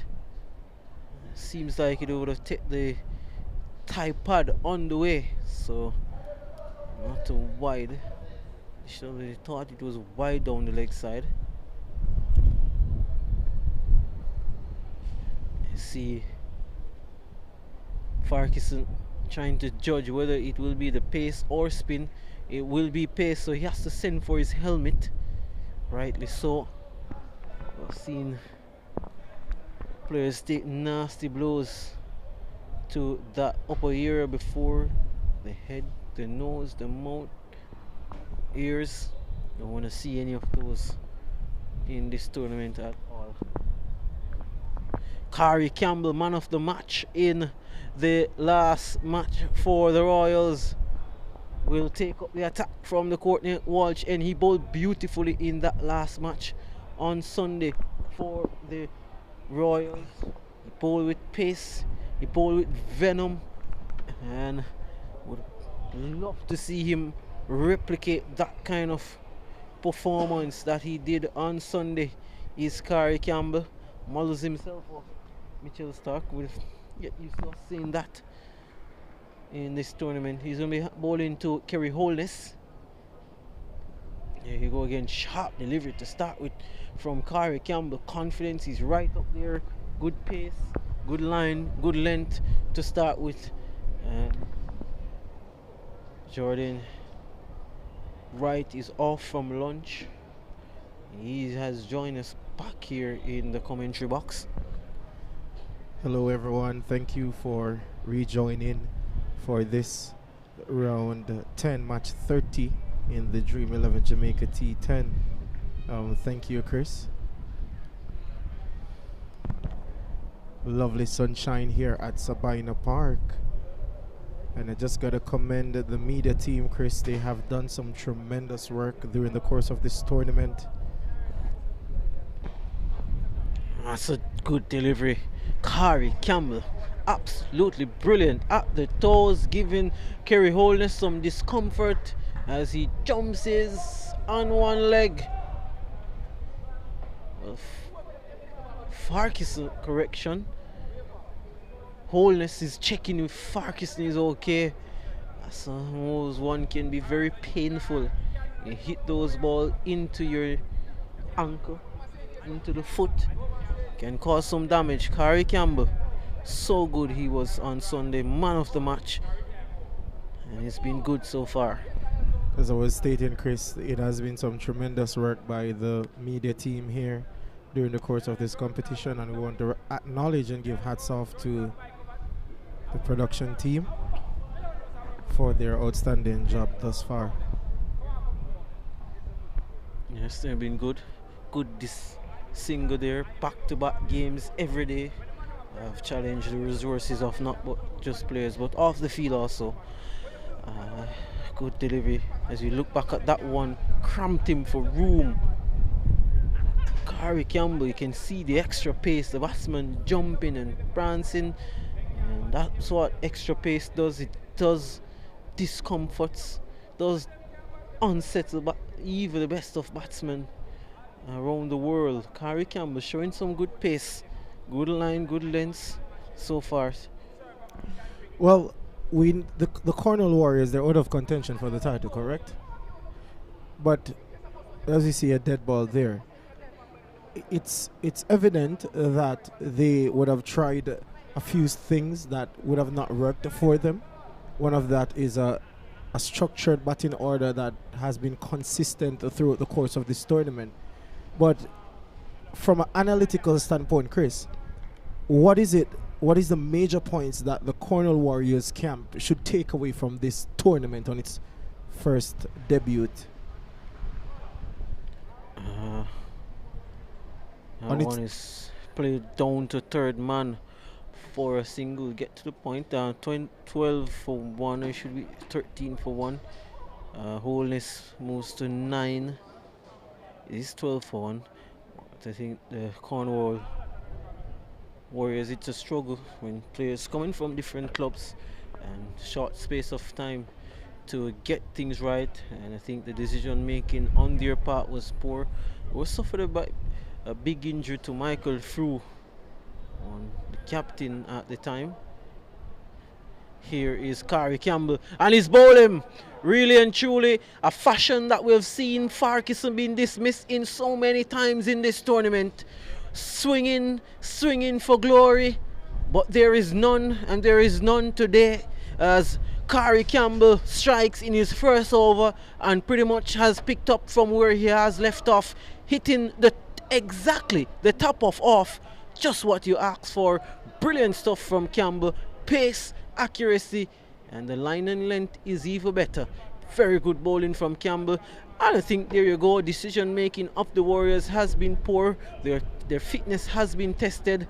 I think it's competition that they will take away the value of being fit, and of course just making proper and sound decision. I mean, it's a matter of being inconsistent is the Warriors. There was a time that they were threatening, they looked threatening, I think suffered by injuries and of course some inconsistent performance. I think they found themselves in this position of a chance now that they can play in that I think fourth or third place playoff will get where they are. They are on 6 on the points table, and they have a chance they can play in that fourth or fifth. That looks a bit too high. Loud shout from Kari Campbell. That was says the umpire. You know, there's no bad signal. His leg by, I think. So it looks a bit too high. It was going over, climbing over the stumps. So with that now, the total now 13 for 2. And you talk about the Warriors, what they have to play for. They're on 12 points. They can go into that fourth place spot, and then they will have an opportunity to play in that to play for that third place spot tomorrow. So they can give themselves an opportunity to play for what you would say a psychological booster for them if they should get that third place spot. When you think about it, the point standing doesn't really state the quality of the team that the Cornwall Warriors have, because they have a good squad, a squad of experience. In regards to their fitness level, players have to take on the responsibility in maintaining their diet, and not only their diet but their body extensively, because in this high tempo game a lot will be required of you. Mark you, we are coming out of a pandemic. That doesn't give anyone the right to not take their best health at heart. That's tugged away. Powerful shot that from Holness. One bounce into the boundary. They needed that boundary. The run rate was just under 4.5, and I think with that shot now it will climb up to 5, just under 5.5. Nice shot that from Holness, playing against the turn. The ball, of course, the off spinner turning away from the left hander, and he covered that one nicely. Is Holness. This one is in the air. Has he gotten enough on this one? Ryan Francis charges in. He's a good feeler. He won't get to that one. Is Francis was in the air for a long time. So Holness again looking to replicate that slug sweep over wide long on. Kieran Holness, left-handed batsman from the Junction era in St. Elizabeth, has played some international cricket in Canada and have represented St. Elizabeth at parish level.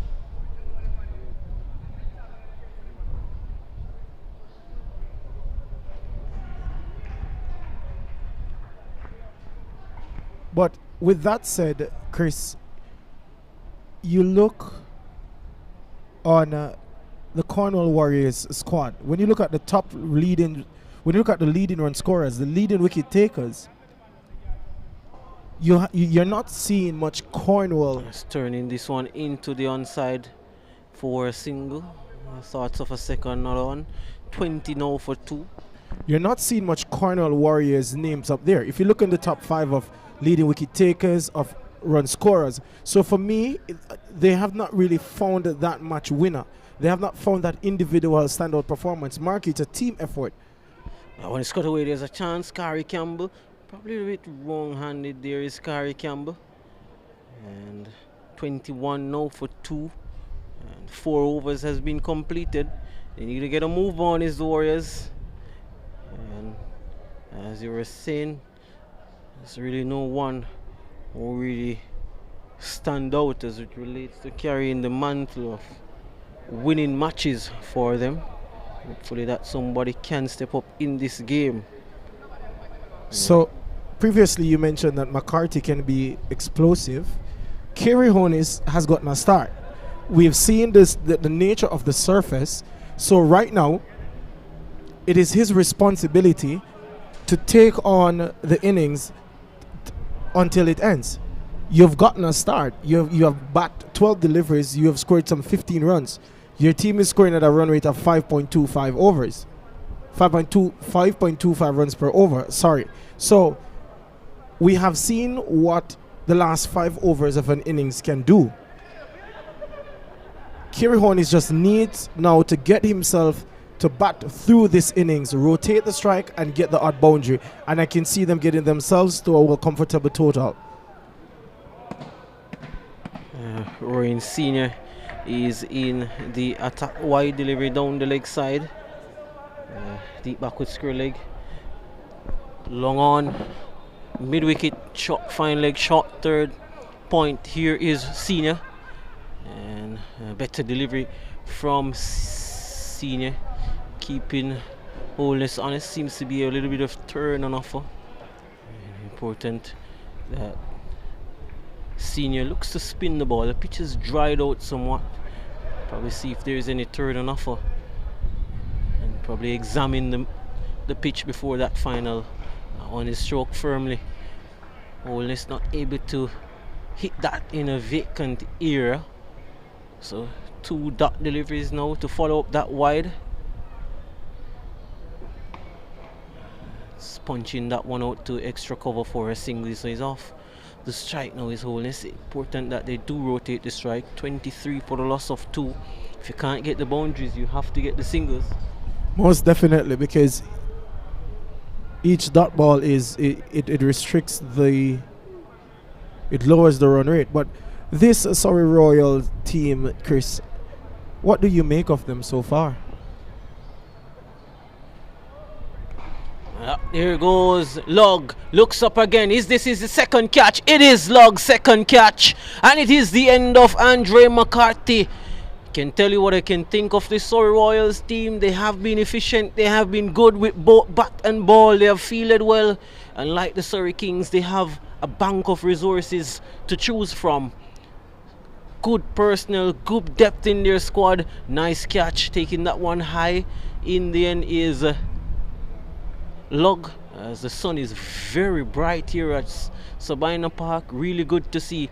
Andre McCarthy perishes for 2 from 5 deliveries. An innings that was not going anywhere really. And the struggles of the Cornwall Warriors continues. They're 23 for the loss of 3 wickets. And Damian Banks makes his way out. He also has not set this tournament on fire. Match 30th of this competition.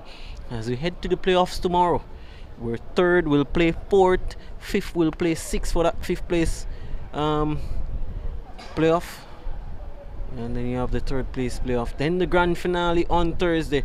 Damian Banks straight away looking for the ambitious reverse sweep. Kerry Honis is a left-handed batsman. Damian Banks is also left-handed as well. Do you think this will impact the Surrey Royals remained in 5 overs if these two were to bat to the end?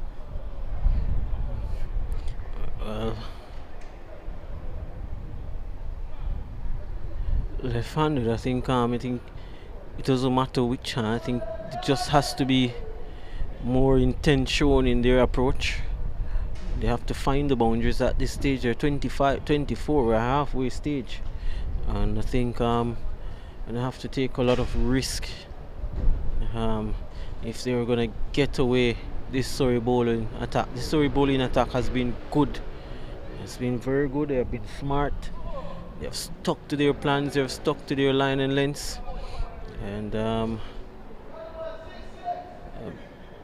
this is why they are in this position. Jamie Hay, early introduction in the piece for him. Good all-round cricketer is Jamie Hay. Plays for Kensington Cricket Club. 24 for 3. Damien Banks, Kerry Holness, a lot rest on their shoulders to get the Warriors out of this hole that they have been. Daddy Man not pleased with some movement from one of the Royals players down in the pavilion there.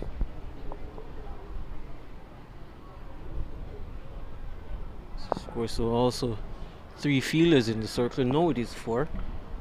As Lug Senior marches into backward square leg. And that one inside edge, a fortress boundary for Damien Banks to get his innings off and running. And they need a lot more of those, is the Warriors. And Jamie Hay would say that's a moral victory for me. Damien Banks will take them any way they come. 28 for the loss of 3. Banks on 4. Looks like that delivery was paced off from here. That's what we're going to get from him. A few changes in the field. Damien Banks sets himself and sets that one. He's flicked that one. Has that gone the distance? It has. Beautiful shot from Banks. Flicked away over deep backward square leg. Pace on this time and just helping that one over deep backward square leg. Handsome shot that from Banks. Moves him on to 10. Moves the 34. The total to 34 for 3. This could be over. This could be the over that the Warriors need. Look at that delivery again on the line of the leg stump. Easy pickings. Beautiful shot there by Damien Banks, perfectly timed, and went all the way for a much needed maximum, moving the score to 34. And you start to get the feeling that the captain himself, leading from front, is sending a signal that we need to start the acceleration now. Well, 10 runs from the over. Just 2 deliveries dished out so far by Hey, here he is again. Oh, make that 16 from the over, cause that 6 from the bat of Damien Banks. Watch out in the car park. A full delivery in the slot and deposited again from Banks. He gets 16 from the over and the total now 40 for the loss of 3 wickets. A full delivery hit over wide long on. Nice shot that from the experienced Banks. He gets into the act. Big over this one so far. Definitely.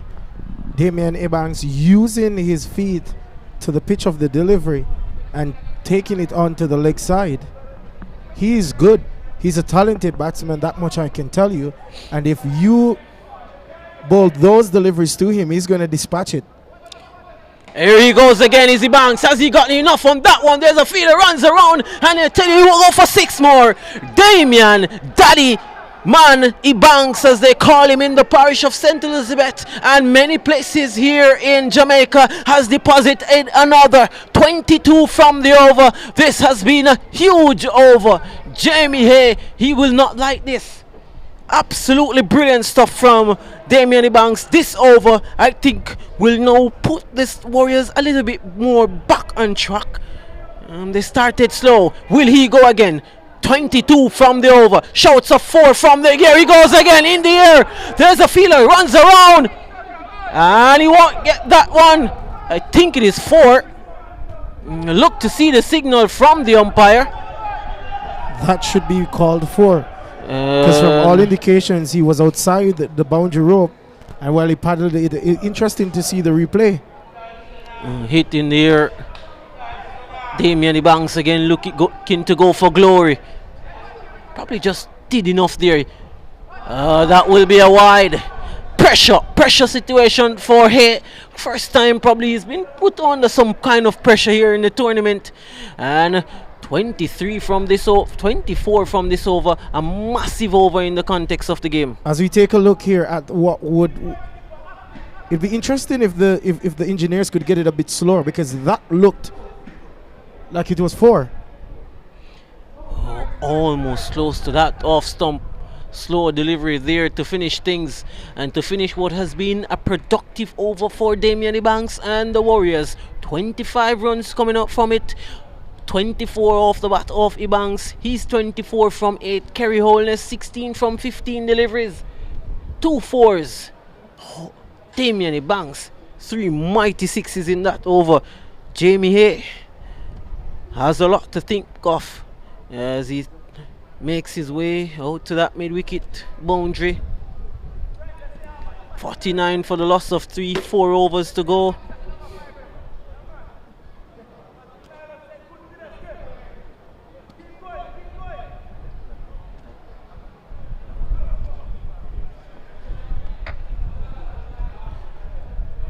We spoke, Chris, on the importance of getting yourself, as we see Ryan Senior, who plays for Melbourne, would be bowling now, his second over. It's important that Kerry Holness now rotates the strike, because Damian Banks is in a no-nonsense mood right now. He does. He gets one down to long off, rightly so. And it's going to be Banks now against the left arm spinner. A deep backward square leg, mid-wicket, long on, patrolling. Damian Banks likes to go leg side. This time he does goes leg side. And on bounce in front of Hay. Of course, he was taken to the cleaners there. 24 runs from that Hay over previously. 17 from 16 for Holness. Ebanks 24 from 8. And looking to deposit that one is Holness, not making contact onto that. Nicely bowled from Senior. What's important now, Chris, is that Kerry Holness and Damian Banks have both gets good starts. Kerry Holness getting a runner ball, and Ebanks is 25, the more expensive. Sitting that one is Holness for a single. So quiet over so far, despite the swings of arms from the batsman. Just the 3 runs from the over so far. This is good from Senior. He will take this. Here he goes again, another dot ball. So pulling things back after that over from here. One delivery to go. As you look at that, delivery was short. Looking to give himself some room also. It's a loud shot for LBW. Not out, says Kerry Scott. And that's the end of a very fine over from Rain Senior. After that over from here, just the 3 from it. 52 for the loss of 3 wickets with 3 overs to go. As I was stating earlier, Chris, Kerry Holness has been there from the start, as the power play is now being signaled. Ebanks, who came later in the innings, has faced some 11 deliveries for 25 runs. Now, it will be interesting to see how both batsmen will take on the next 3 overs. From a Cornwall Warriors standpoint, I'm sure that the coach would want to see them bat and take this to the end and get at least a decent total. From the next 18 deliveries, you're looking to accumulate at least some 48 runs to say get you up to 110, which you would say is par. So you're looking to get at least 16 runs per over from onwards here. We've seen that Ebanks has taken Senior apart. Not Senior, sorry. The previous bowler for 24 runs. Now, how will he bat from to the end will be important, and that will determine the score that the Warriors will get, which they would need a decent total to challenge this Surrey Royal batting lineup.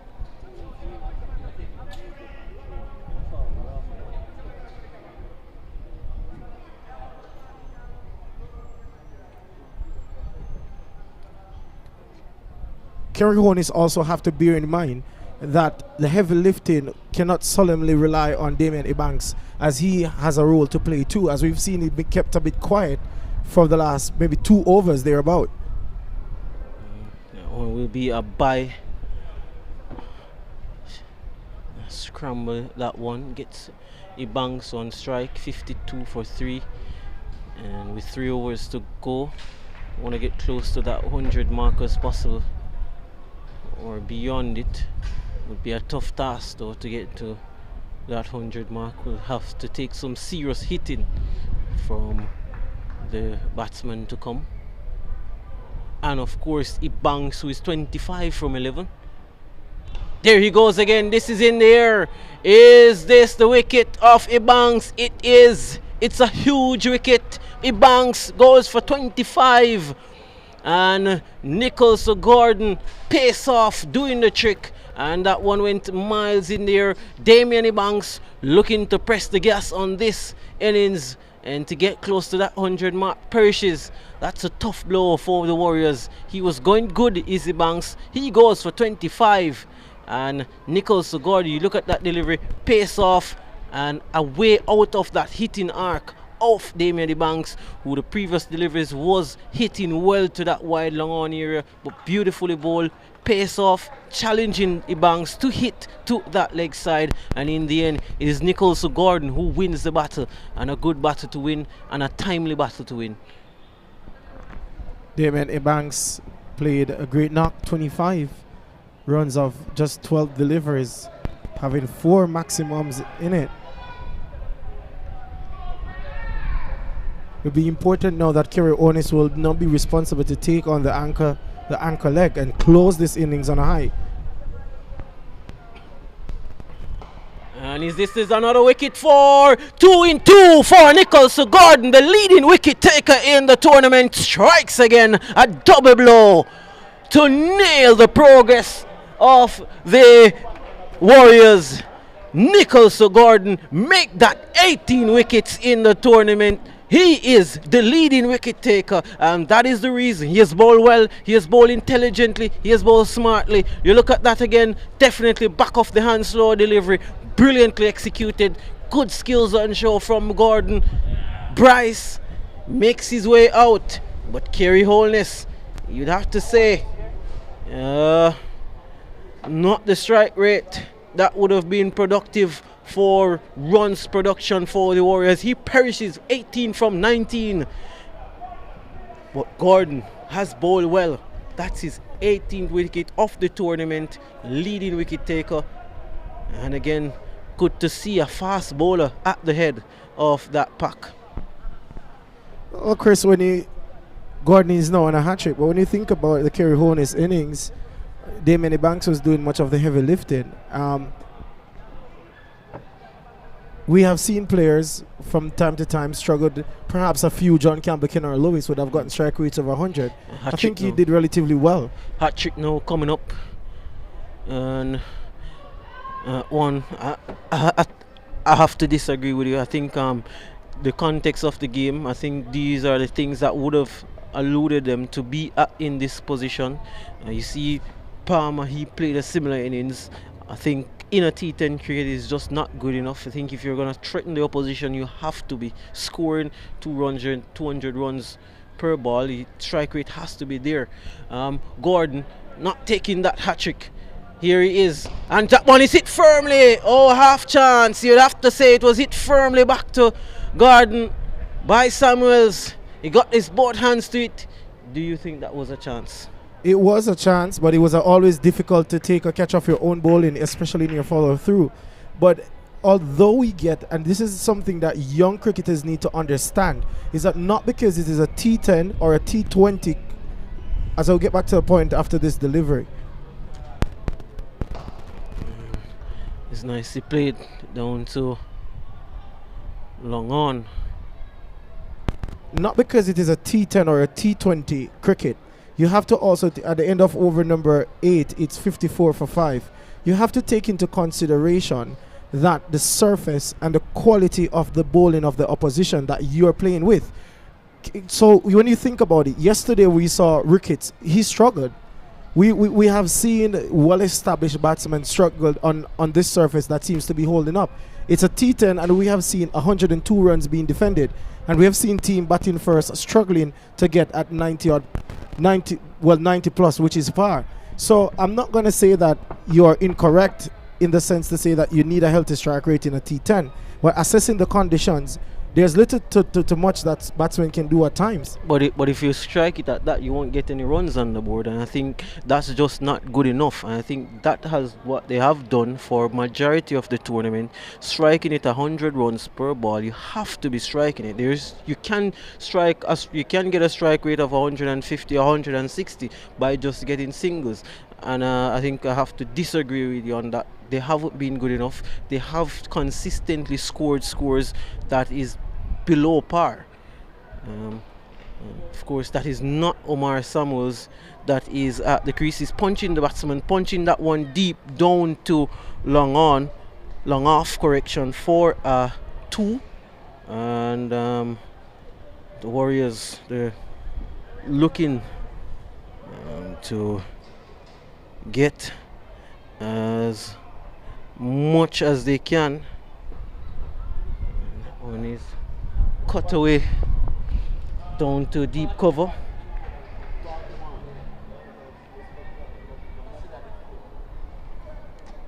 What's important now is that Bryce and Honus, is that wide deliver their signal, or is an indication from the umpire? So what would be important is that Bryce now would need to anchor the innings after a double blow of 2 set batsmen who are at the crease, and this is where T10 cricket becomes intense and extreme. You have to. There's no time for you to see a few delivers. You have to get on point the moment you get to the crease. Ryan Francis, the new bowler, is bowling this over, and Bryce is turning this one into the onside. An opportunity for 2, should be 2. Well played and easily done. Gets 2 vacant mid-wicket region. Most of the fielders on the boundary for protection. Ball spinning into the left-handed batsman.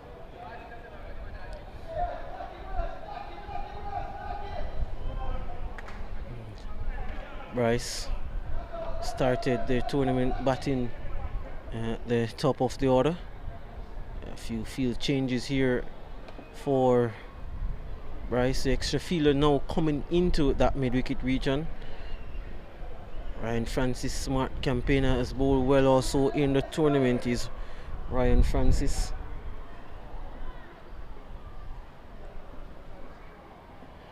Here's Francis to down the leg side again, will be a wide. There's a chance for a run out, a direct hit, and the batsman would have been a goner. Kari Campbell there picking that one up, having a throw at the stump.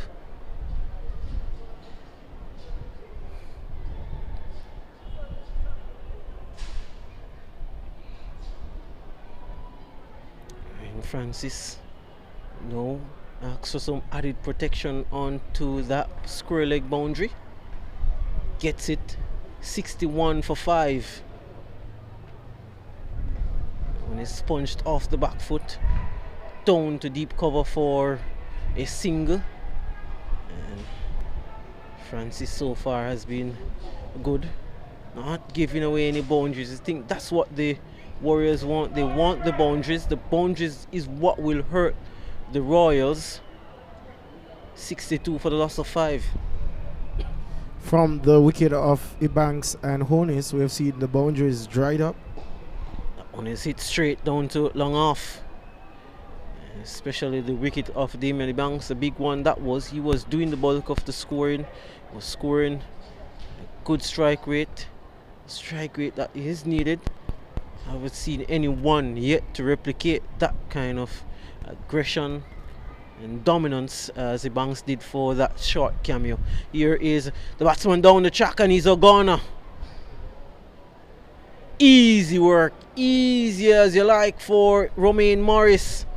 Down the track, and there you go again. So calm, so cool is Ryan Francis. Spinning the ball, variation, flighted that one slow through there, batsman advancing and comprehensively deceive, unbeaten, and easy work from the wicket keeper. Now Omar Samuels makes his way to the crease, and this Warriors innings at the moment is going nowhere. It's the Royals who is showing why they're in the position they have been in this tournament, and showing why they will be the team that will be up against the Surrey Kings in the final on Thursday. Look at this again, a flighted delivery, turn and off or turning away all the time. Beautifully bowled from Ryan Francis. And been especially pleased to how Francis has gone in the tournament. And I'll tell you his stats in a few. Is Ryan Francis.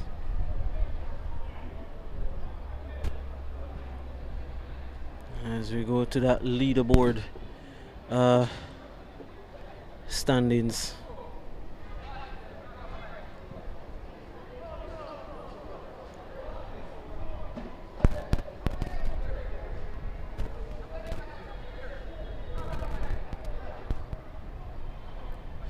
Ryan Francis second in the table, so first and second for the Royals. That one is caught. Is there a catch on offer here? That one is hit wide off here on the boundary.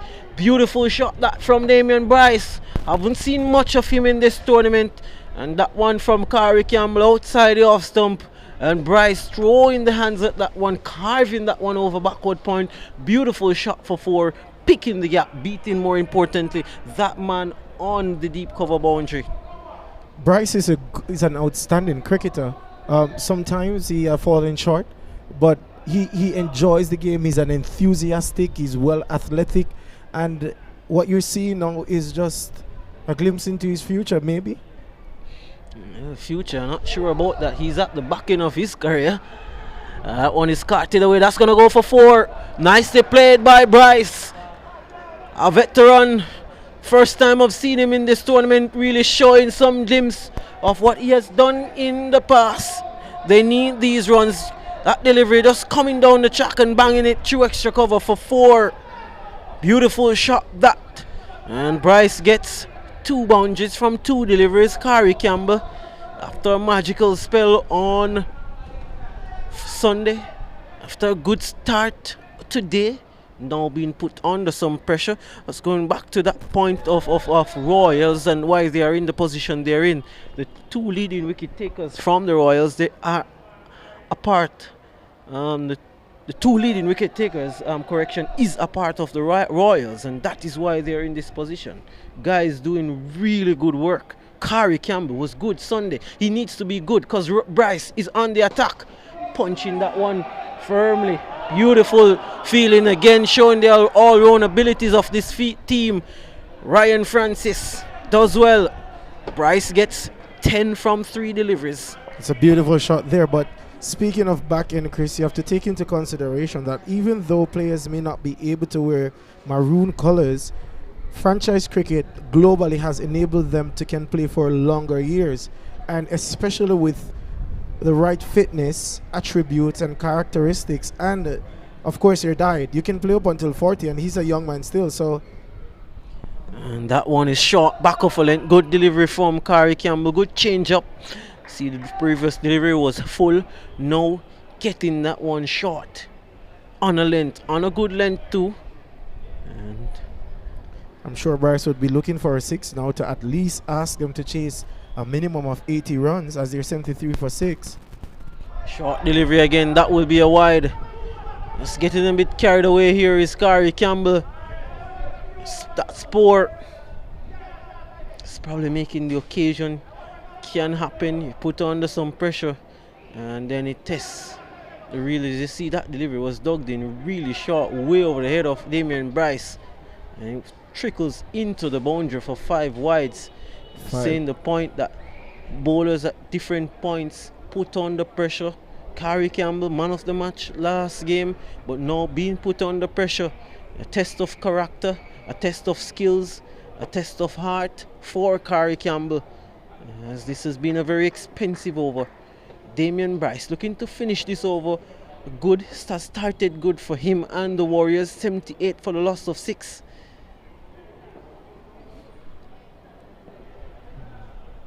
Corey Campbell with this field, he has to be full. Has to be full, is Corey Campbell. It is full. And it is hit straight. Oh, the fielders there didn't know what was going on. That's gone for 4, and judgment, poor judgment by Glenn and the fielder on the deep cover boundary, and this has been an expensive over from Corey Campbell. Damian Bryce on the charge, 19 he is. Absolutely carnage here on Campbell from Bryce, having no form of mercy and getting his team to, perhaps you'd have to say, a comfortable total with the scores that we have seen in the last 2 days here. They can, it's a defendable one, but I'm sure you'd want to be finished this one on a high. 82 for 6, Corey Campbell. Bryce, beautifully played. Brilliant play from Damian Bryce. It goes into the boundary for 4.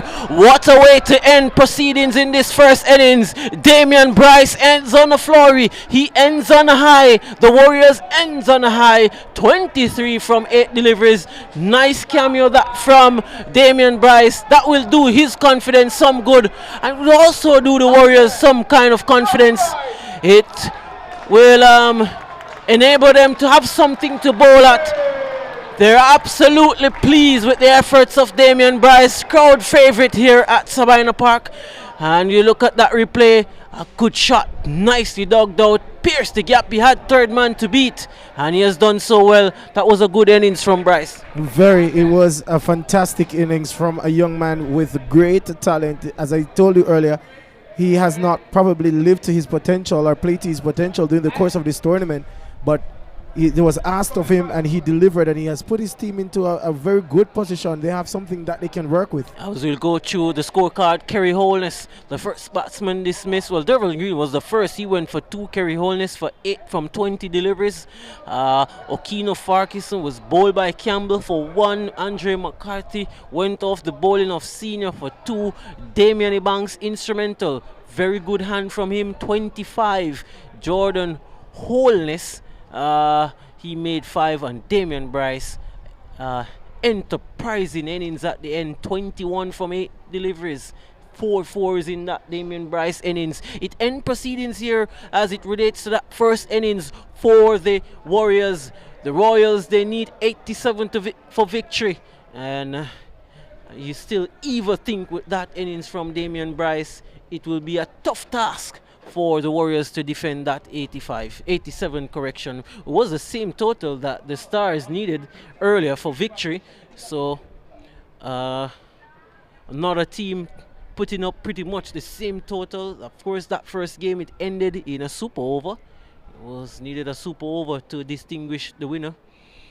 In the end, it was the Stars who won. Will we see another super over? That is left to see. As we'll be joining us back, we ask you to join us back here in probably 3 to 4 or 5 minutes thereabouts, as we'll wait for the reply of the Royals.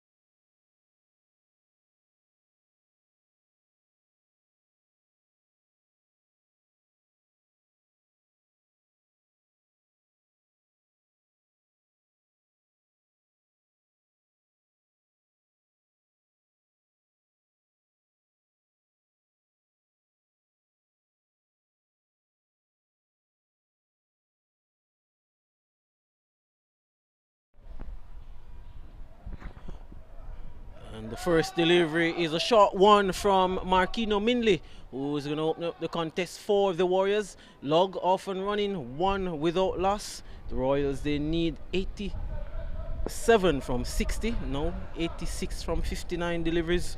Log and Morris to open proceedings for the Royals. And Marquino Minley, the Jamaica Scorpion fast bowler, would have done this many times, opening the bowling, and he has a job here to do, to take early wickets for the Warriors. Early wickets, you think, is pretty much the key. Very much so. And trying to contain runs and pushing up that run rate would be essential. There goes Morris, looking to heave that one over mid-on, and that one just getting a timing it, goes out to deep backward square leg, inside edge, gets 2.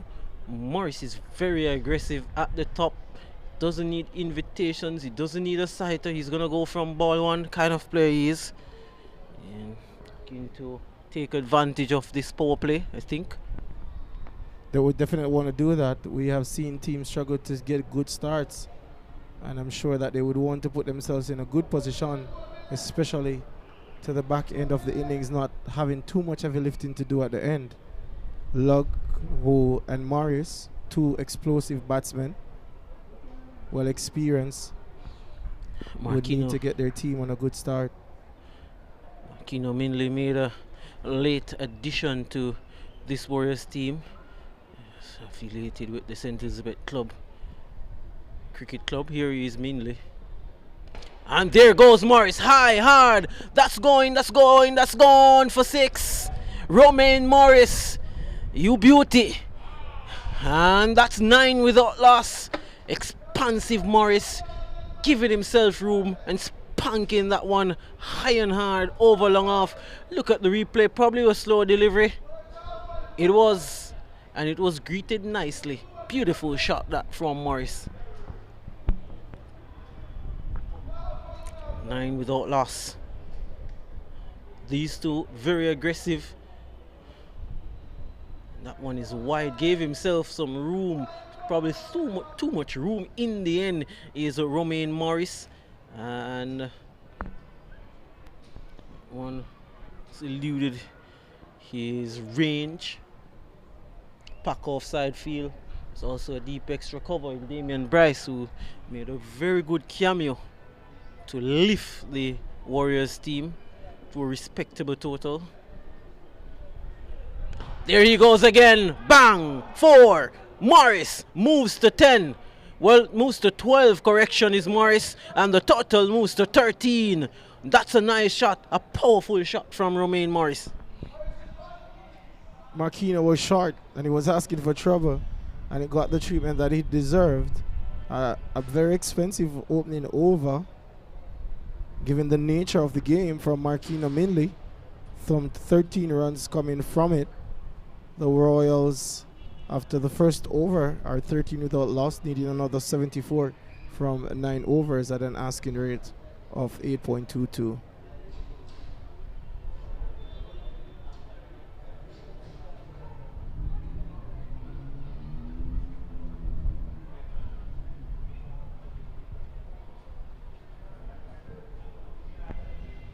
Omar Samuels comes into the attack now for the Warriors. He's going to partner Minley at the top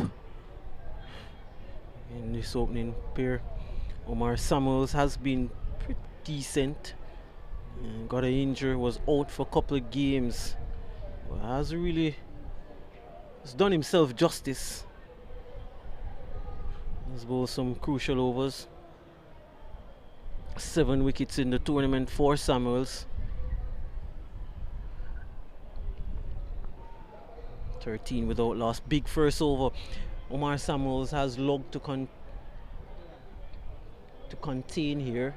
Can he? Not many has done that. It's a deep backward square leg in position, ensuring that they get that feeler at exactly where they think Log will go. It's a third man in place, Leroy Log. 13 without loss. And short delivery as you expected it to be, and Log just calmly pushes it for a single. Now the total moves to 14 without loss.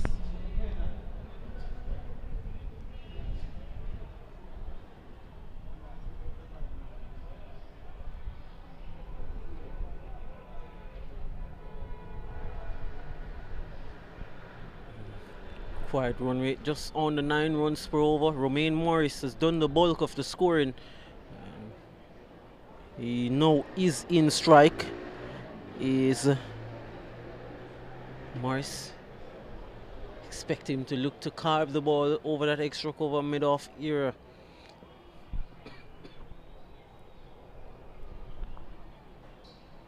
And that one taken on the body. That's going to run away pretty close to the boundary. It gets there. So the run's flowing. Leg by. Should be the signal. It is. And with that, the total now 18 without loss. Useful runs. This is a good start for the Royals. As you look at that delivery, it was short. Tucked him up there a bit. At the body. Shot was really on. Was really that short, that one from Omar Samuels. Taps away. Looks as his form is Morris. Short delivery. Bang! One. Bounce for 4. Romain Morris is playing a gem here. He moves to 16 from just 7 deliveries. And the Royals, they're 22. So dominant they have been in their power play overs. And so dominant they have been in this tournament.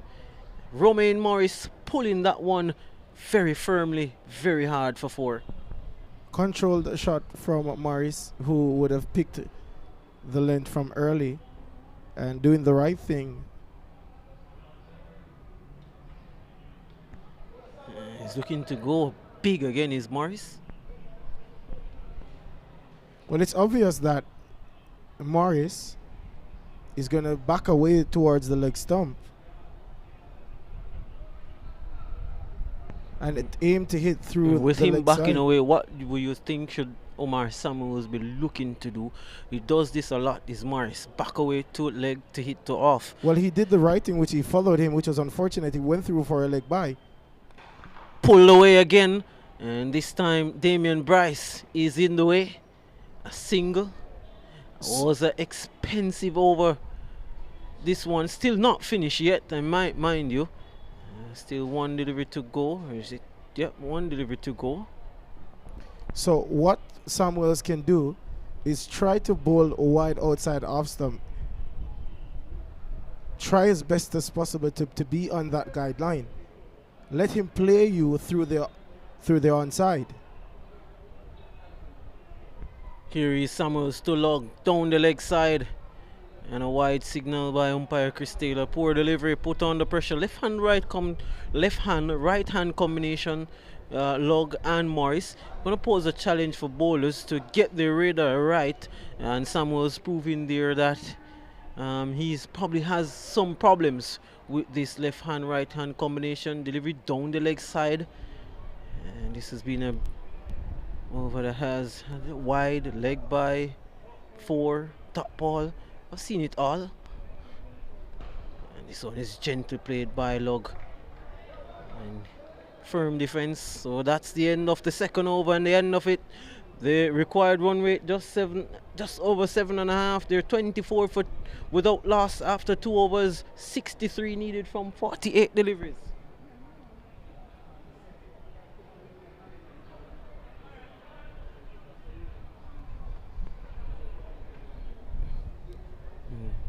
Romain Morris not happy with the bat that he had. Can tell you that bat was doing some damage. He has gotten 17 from 9. He asks for a change. He has gotten the change he is desired. Is Romain Morris.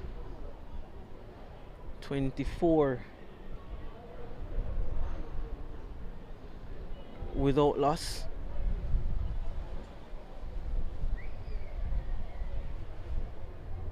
There'll be a change in bowling at the Courtney Walsh end.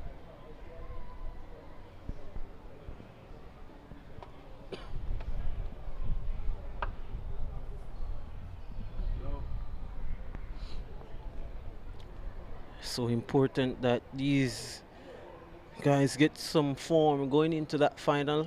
Morris and Log will be looking for that, but looking for form, looking for confidence.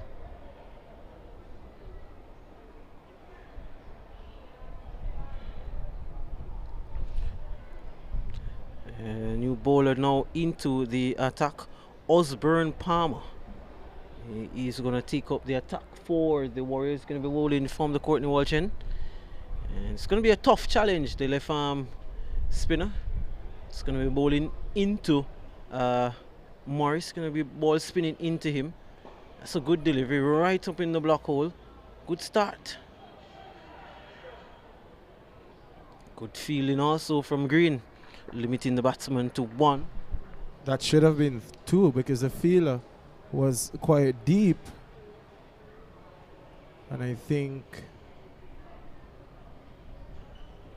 but nevertheless, as you see there, was considered a block while the ball that went to deep square leg. Morris, who is 17 from 9 deliveries. Log now is definitely, I think, gonna go. He's gonna go. He's punching that one down to deep backward square leg. Nicely placed is Damian Bryce. Only 1 for Log. Total now 26 without loss.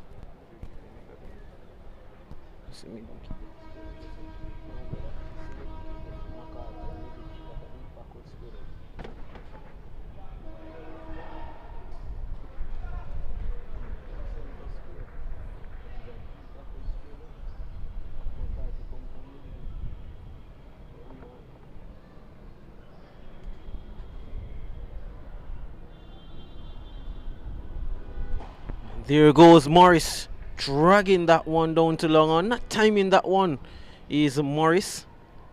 Brings Log into strike. Morris 18. 19 now from 12. Log 3 from 4. Much of a sedate start from Leroy Log. And he's chopping that one to short third. This has been a good over in the context of things for Osborne. Just the 3 from it. He has bowled well. He's bowled into 2 very explosive batsmen and he's managed to keep them quiet. Very good over so far. Well, we've seen the success that this wicket has to offer to slower bowlers. Once you hit that good length and a dot ball to finish the over, end of over number 3. It's 27 without loss. The Log is 3 from 6. Morris is 19 from 12. Palmer conceding just 3 runs. The Royal need another 60 runs for victory from 7 overs.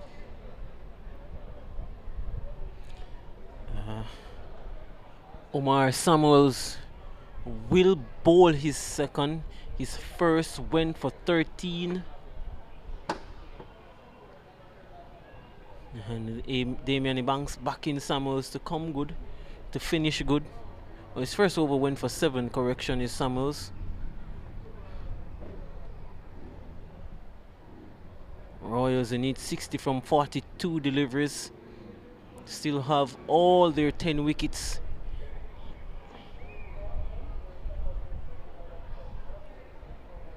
Very much interesting to see how Morris plays this. Will he continue on the attack? Now the field has been spread. Extra protection on the boundary for Samuels. And that one is peels off the outside edge, goes for 6. He got a new bat. And that new bat probably has a nice edge on it. It flew off the edge and went over the head of third man for 6. Morris now moves to 25 from 13. Wide, gave himself room and throwing the hands at that one is Romain Morris. Royals going over 11 runs per over, just under 11 per over. Seemingly have plans to close off this innings sooner than later. Looking to back away and bang that one away again. Slow delivery. Nice change up there from Omar Samuels. He know he has to make the adjustment. I think with Morris backing away, it'll be interesting to see if he can get one full and straight at the stump. He's backing away very far to that offside, to that leg side correction. And let's see, he can get one full straight at the stumps. Probably a way to go. Oh, there he has suffered something. There is Omar Samuels. He goes down, and not what we want to see at all. Definitely not. See signal into the medical team to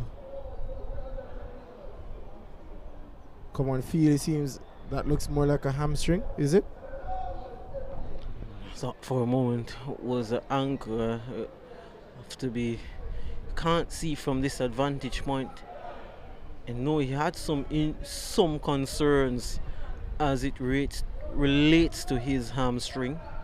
Is Omar Samuels, as we see the medical staff coming onto the field.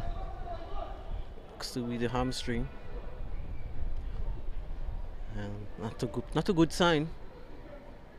I still think they will have a match tomorrow. They have to play in that playoff. He's looking to get up now with Samuels, and he's hopping off, favoring that hamstring. And again, a competition that has tested the fitness, it has tested the bearings, it has tested everything of these players. Back-to-back games, very tough on these players.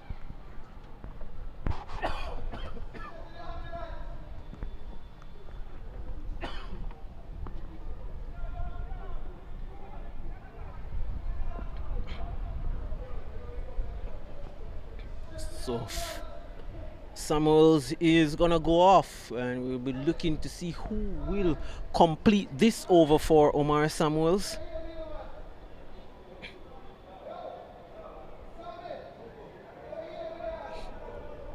Total 33 without loss. The Royals, they're nicely placed, all 10 wickets in hand.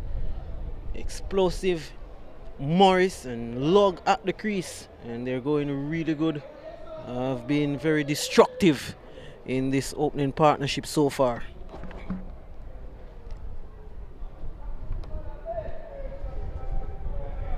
Hopefully Samuels will be all right, as we see the out of shot, the medical team assisting him.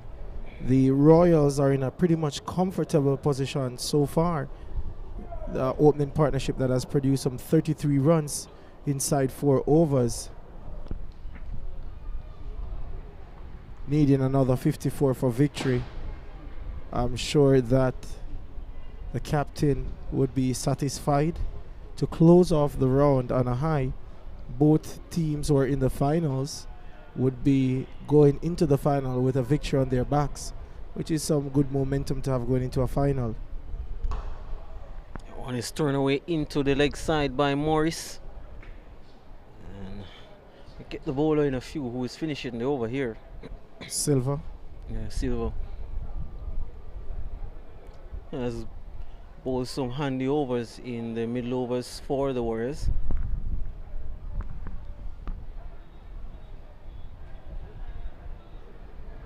Well, it's important that Royals do not get carried away. That Lug and Morris doing the heavier lifting, ensure that they bat deep and long, because you have gotten the start, the momentum is in your favor. You do not want to do anything foolish and throw it away.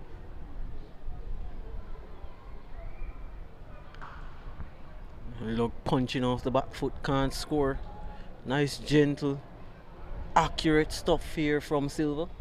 And with good strokes play, then you automatically will inch yourself closer to victory. But for the Cornwall Warriors team, they have to also bear in mind that cricket is a game of glorious uncertainty, and they have to make themselves applicable, and they need wickets if they're going to give themselves a chance. And there goes Log. There goes Damian Bryce. He has safe hands and he's taken that one safely. He points to the air. Bryce takes a smart catch, and that ends the resistance and the dangerous Log. Log goes for 3 from 8.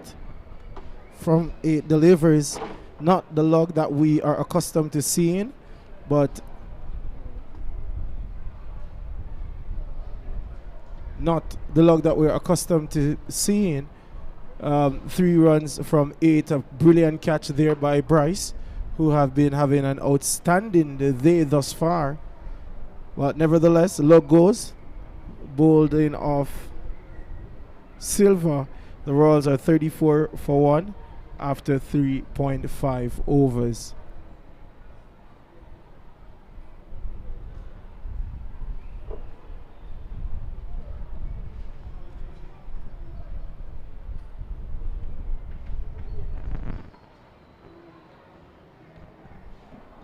Silva would have continued from the over from Samuels, who had an injury while performing his over.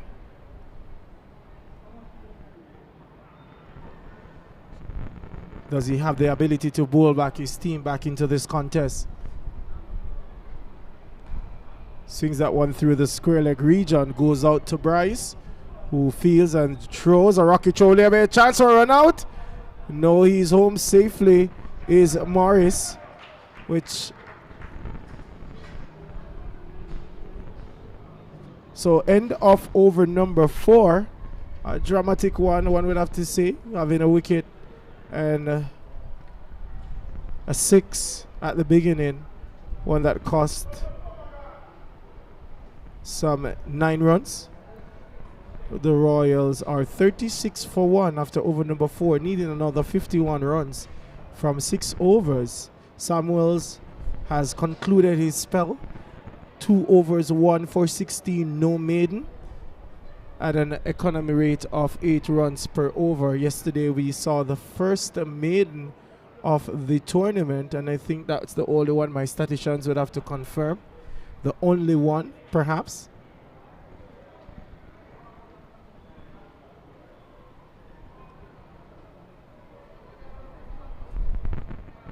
Palmer, who conceded some 3 runs from his first over, will pick up things from the Courtney Walsh end.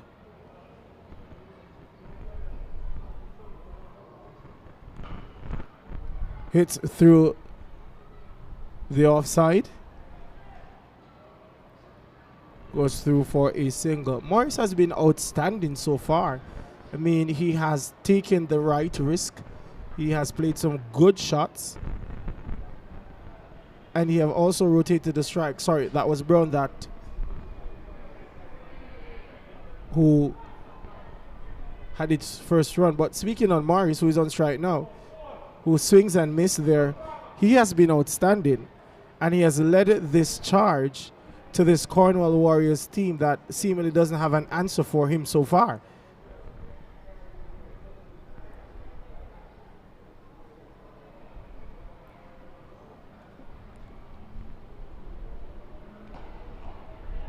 Hit that one through the cover region, fielded there.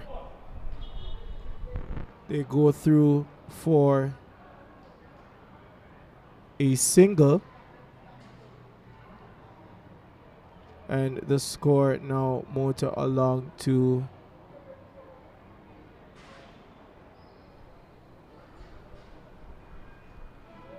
38 for 1. Try to play that one late there was Brown, and managed to be beaten outside off stump. Outstanding bowling performance here as well from Palmer, who's been bowling of a good length. That one was short though, and luckily not to be punished.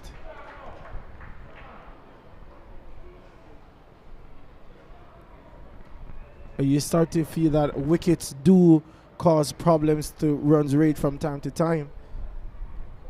Royals, they need another 49 from 31 deliveries. That's hit through the mid-wicket area. goes through for a single. And after over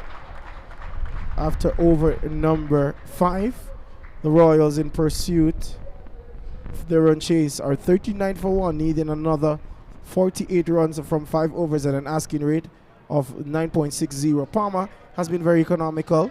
Has finished his 2 overs, none for 6, going at an average rate of 3 runs per over. At the crease is Morris, who's 29 from 18 deliveries, and Brown, who has faced some 4 deliveries, has contributed 2 runs.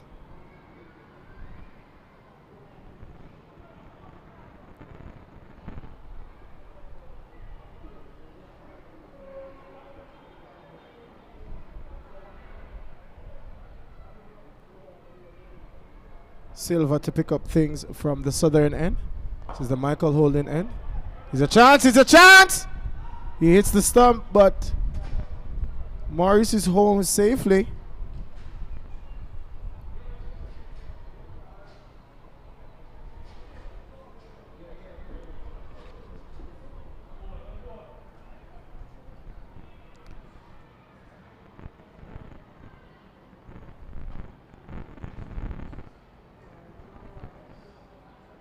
Lovely conditions here at the Sabina Park cricket venue in Kingston, beautiful Jamaica, we're at round 10 of this ongoing Dream 11 Jamaica T10 competition. Here Silva comes up, bowls a slow one, and it's picked, and it's high, and it has gone all the way for 6. Much needed boundary here for the Surrey Royals that has pushed their score along to 46 for 1 wicket. As we see, it was a slower delivery and it was short. It was asking for trouble, and it got punished over the long off region. Morris, who have been playing the innings perhaps of his life, is 35 from 19. Wide delivery there, and a very alert non-striker Brown called for a single, and Morris was there to answer. They go through for 2 wides. The Royals, this will bring up their run chase to needing another 39 runs from 28 deliveries.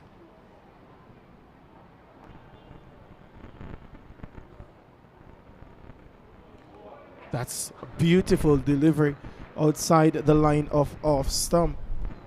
It's very important that these cricketers use this platform, as we see a replay there on the delivery Silva used to beat Brown outside the off stump. It's very important that these cricketers, young and established cricketers, use this forum to enhance their skills and to also display their talent.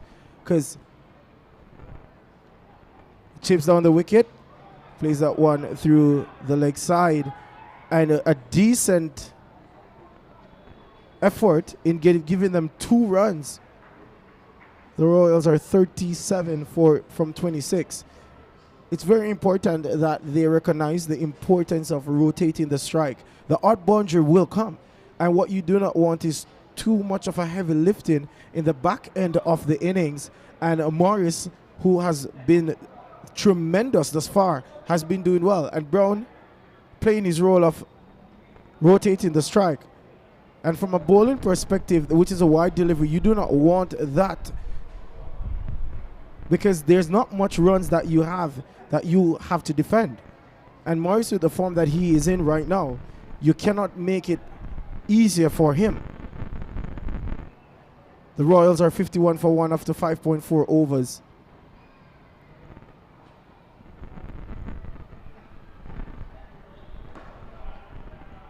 Slap that one in the cover region. There is Brown, fielded by the skipper out of shot, Damian Ebanks, who earlier was explosive.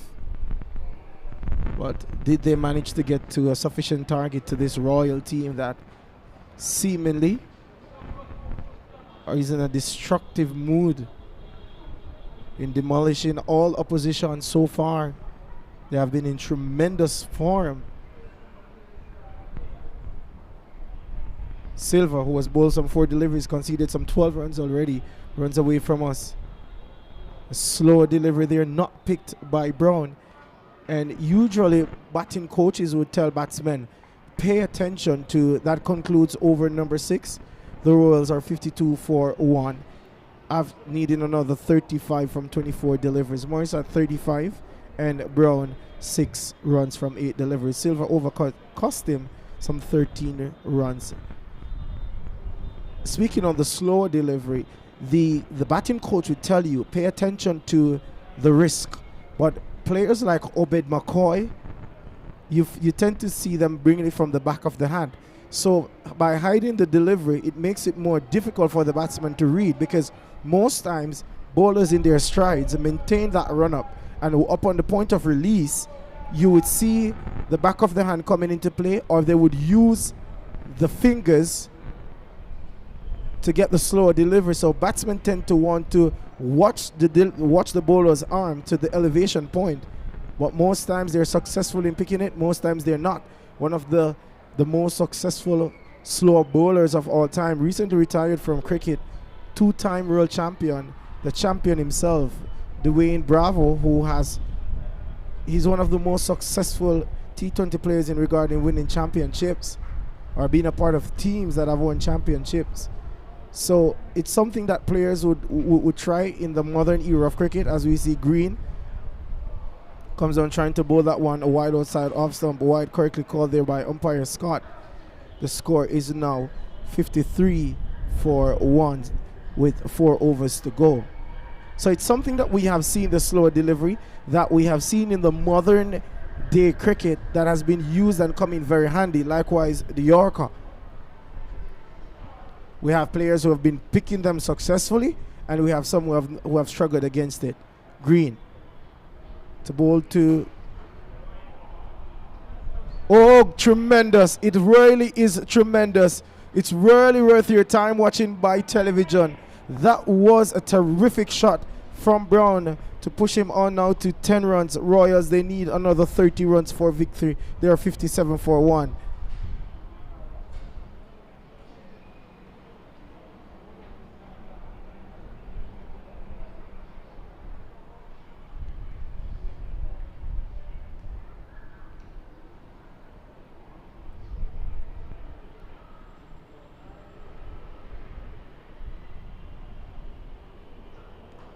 That one was outside off stump. Is a chance for an out. Not fielded there.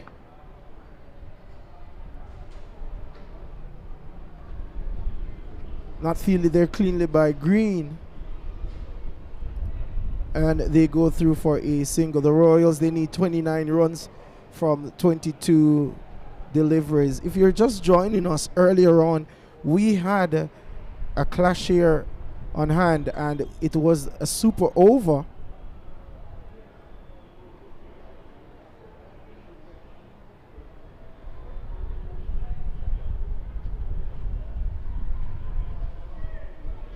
But you wouldn't bet that this one will be going to a super over, as the win trajectory is currently pointing to the direction of the Royals, who have been outstanding so far in this run chase.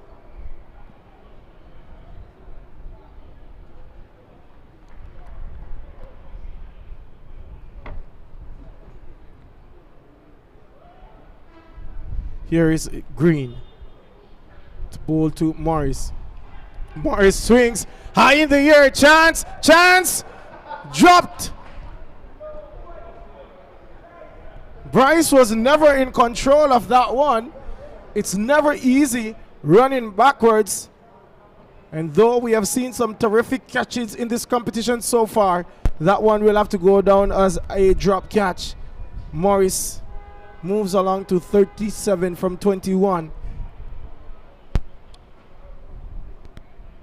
Another 13 runs would see him get in and a half century.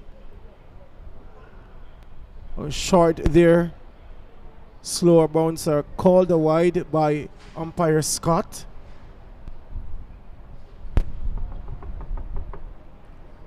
The Royals, they need another 26. Now, from a bowling perspective, you don't want to be giving away too much extras and make it making the task easier for the batting team. You want to be disciplined. And so far, we have seen 2 wides, so that's 2 extra deliveries.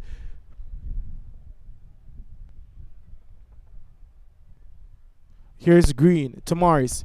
Swings! To the ropes it goes for a much-needed boundary. And Morris continues to be destructive. The Royals, they need another 22 runs for victory.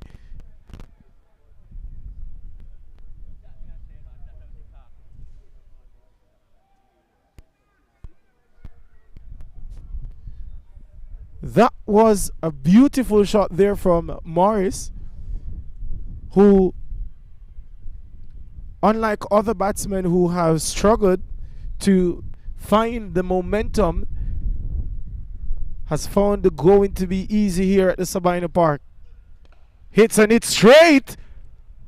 And that one also will go to the boundary for 4. And Morris motor along for 45 and unleashing carnage here on the Cornwall Warriors has brought down the equation to almost a run a ball now. The Royals, they need another 18 runs from 19 deliveries.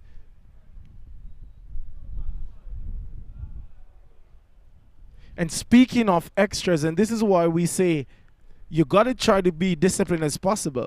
Look at the 1 extra delivery that has cost the 4 because the over would have been concluded. Let's see what will this one have to offer. Hits through the mid-wicket region and they go through for 2 runs. That brings down the equation to 16 runs now from 18 balls. Required rated needed a manageable one, 5, just over 5.5 per over. The Royals are 71 for 1, going at 10 runs per over. Morris 47 from 24. Green was an expensive over that cost him some 19 runs, and Brown is on 11.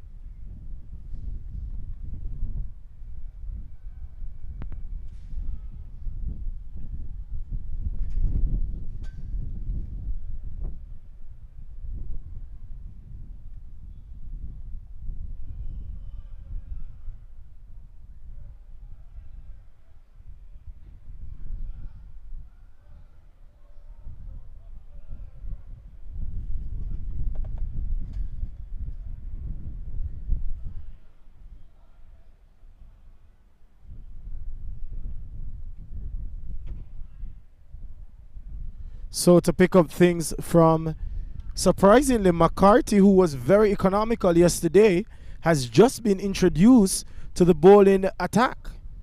Is this a little too late for the Warriors?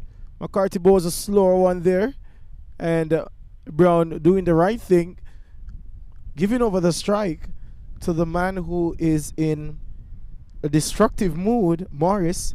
47 from 24. Very rare we see these kinds of innings in T20, in T10 rather. But he has been fantastic today.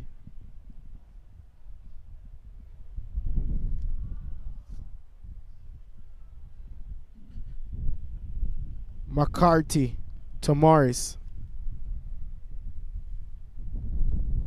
He hits high over the Kingston Club. It goes all the way for a much needed maximum. And there is the half century for Morris. Well deserved and well played. It was a terrific shot that brought up the half century. And that has put the Royals in a position where they just need now 9 from 16 deliveries.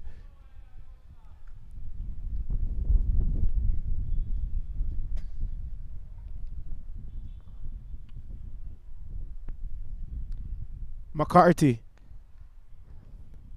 Morris, who was backing away to the leg side, has played that one through the square leg region, goes through for a run. And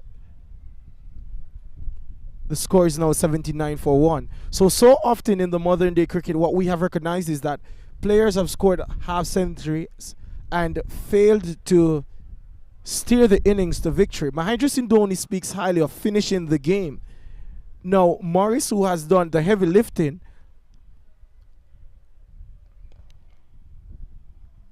That one is hit down to the long on region. Mahendra Singh Dhoni, the score now moves along to 80 for 1. Mahendra Singh Dhoni speaks highly on finishing the game, the importance of finishing the game. So Morris has gotten a start. He has contributed some 54 runs at a healthy strike rate, just off 26 deliveries. So you want to ensure that you steer your team to victory. And that's high. Chance, chance, take it, dropped. And on top of that, it overthrows.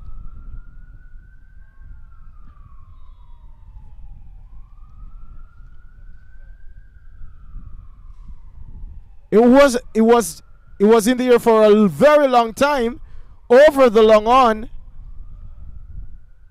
And he was sitting pretty well, comfortable, waiting it to hit his hands. But the techniques perhaps was not the greatest. And Morris is dropped on 54. He moves on to 56 now, needing another 5 runs. He dabs that one to the long off boundary. And end of over number 8. McCarthy overcosting some 12 runs. The Royals, they need another 4 runs from 12 deliveries. What an outstanding performance this has been from Romain Morrison. 57 runs, 28 deliveries, 4 fours, 4 sixes, and a telling blow strike rate of 203.57. That perhaps is a man of the match candidate. One will be adjudicated by the match referee. But it has been an outstanding performance by this Surrey Royals team.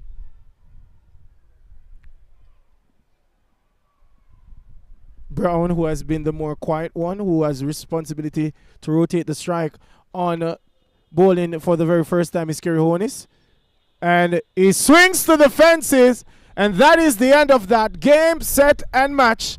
The Surrey Royals have came, saw, conquered, and defeated, and they have dethroned the Cornwall Warriors by 9 wickets.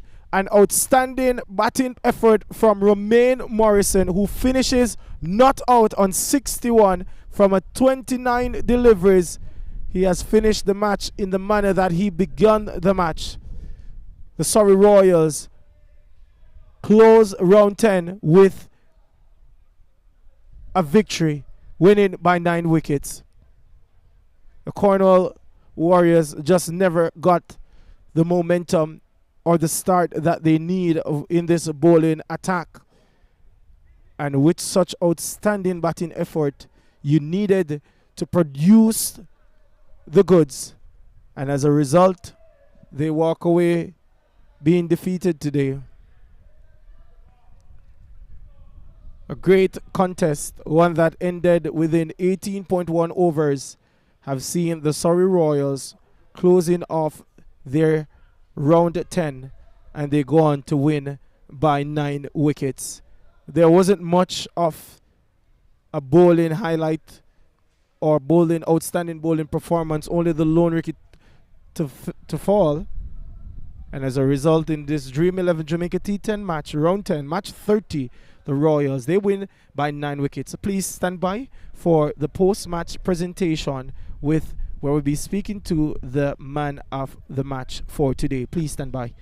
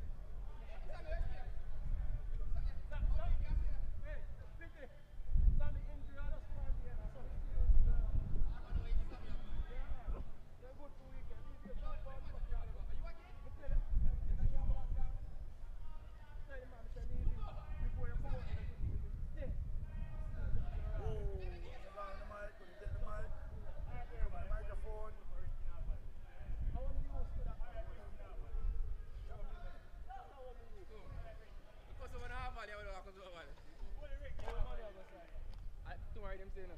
Tip of me not about tomorrow here. Come and go busy here.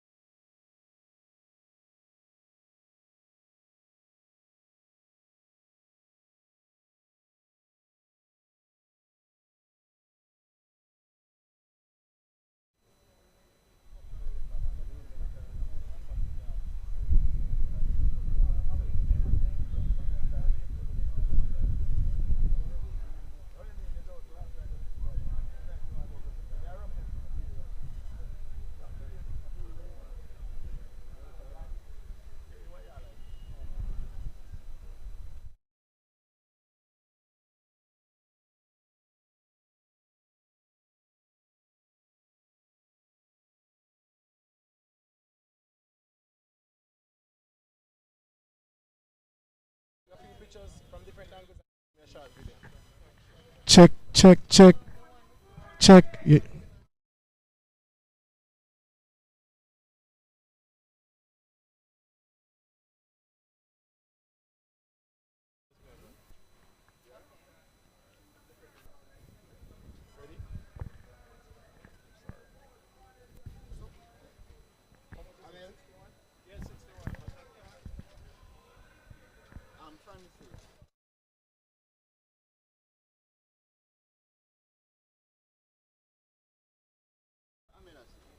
Ready? Hello and welcome to the presentation ceremony where we have the man of the match performance, which have been adjudicated by the match referee himself. It was an easy call perhaps for the match referee this afternoon. Romain Morris scoring 61 runs. Romain, we have seen other players struggled on the wicket out there, but you made batting easy. What was it like out there?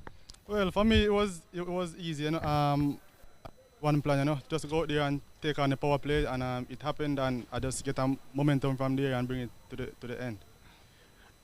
As for today's performance, going into the final, how important is this knock for you and your team? Well, it's very important, because I have been struggling really bad at the start of the season, so I'm trying to find some momentum right now, and it's happening. So I just want to bring this onto the finals and give the team a good start, and hopefully I can get it across the line for my team. Finally, what do you take away from today's performance from an individual standpoint? Well, I think I was positive today, so I'm very pleased with that, and I just need to continue on that path, and hopefully I can get some more half centuries or even a big 100 in the T10. Romain, you have been outstanding today. Congratulations on your man of the match performance and reward, and all the best going forward into the finals coming on Thursday. Thanks so much. There you have it, ladies and gentlemen. The man of the match for today, Romain Morris, scoring an outstanding half century to put his team into a winning mood going into the finals. Please do not forget to join us tomorrow for the continuation of this Dream 11 Jamaica T10 League.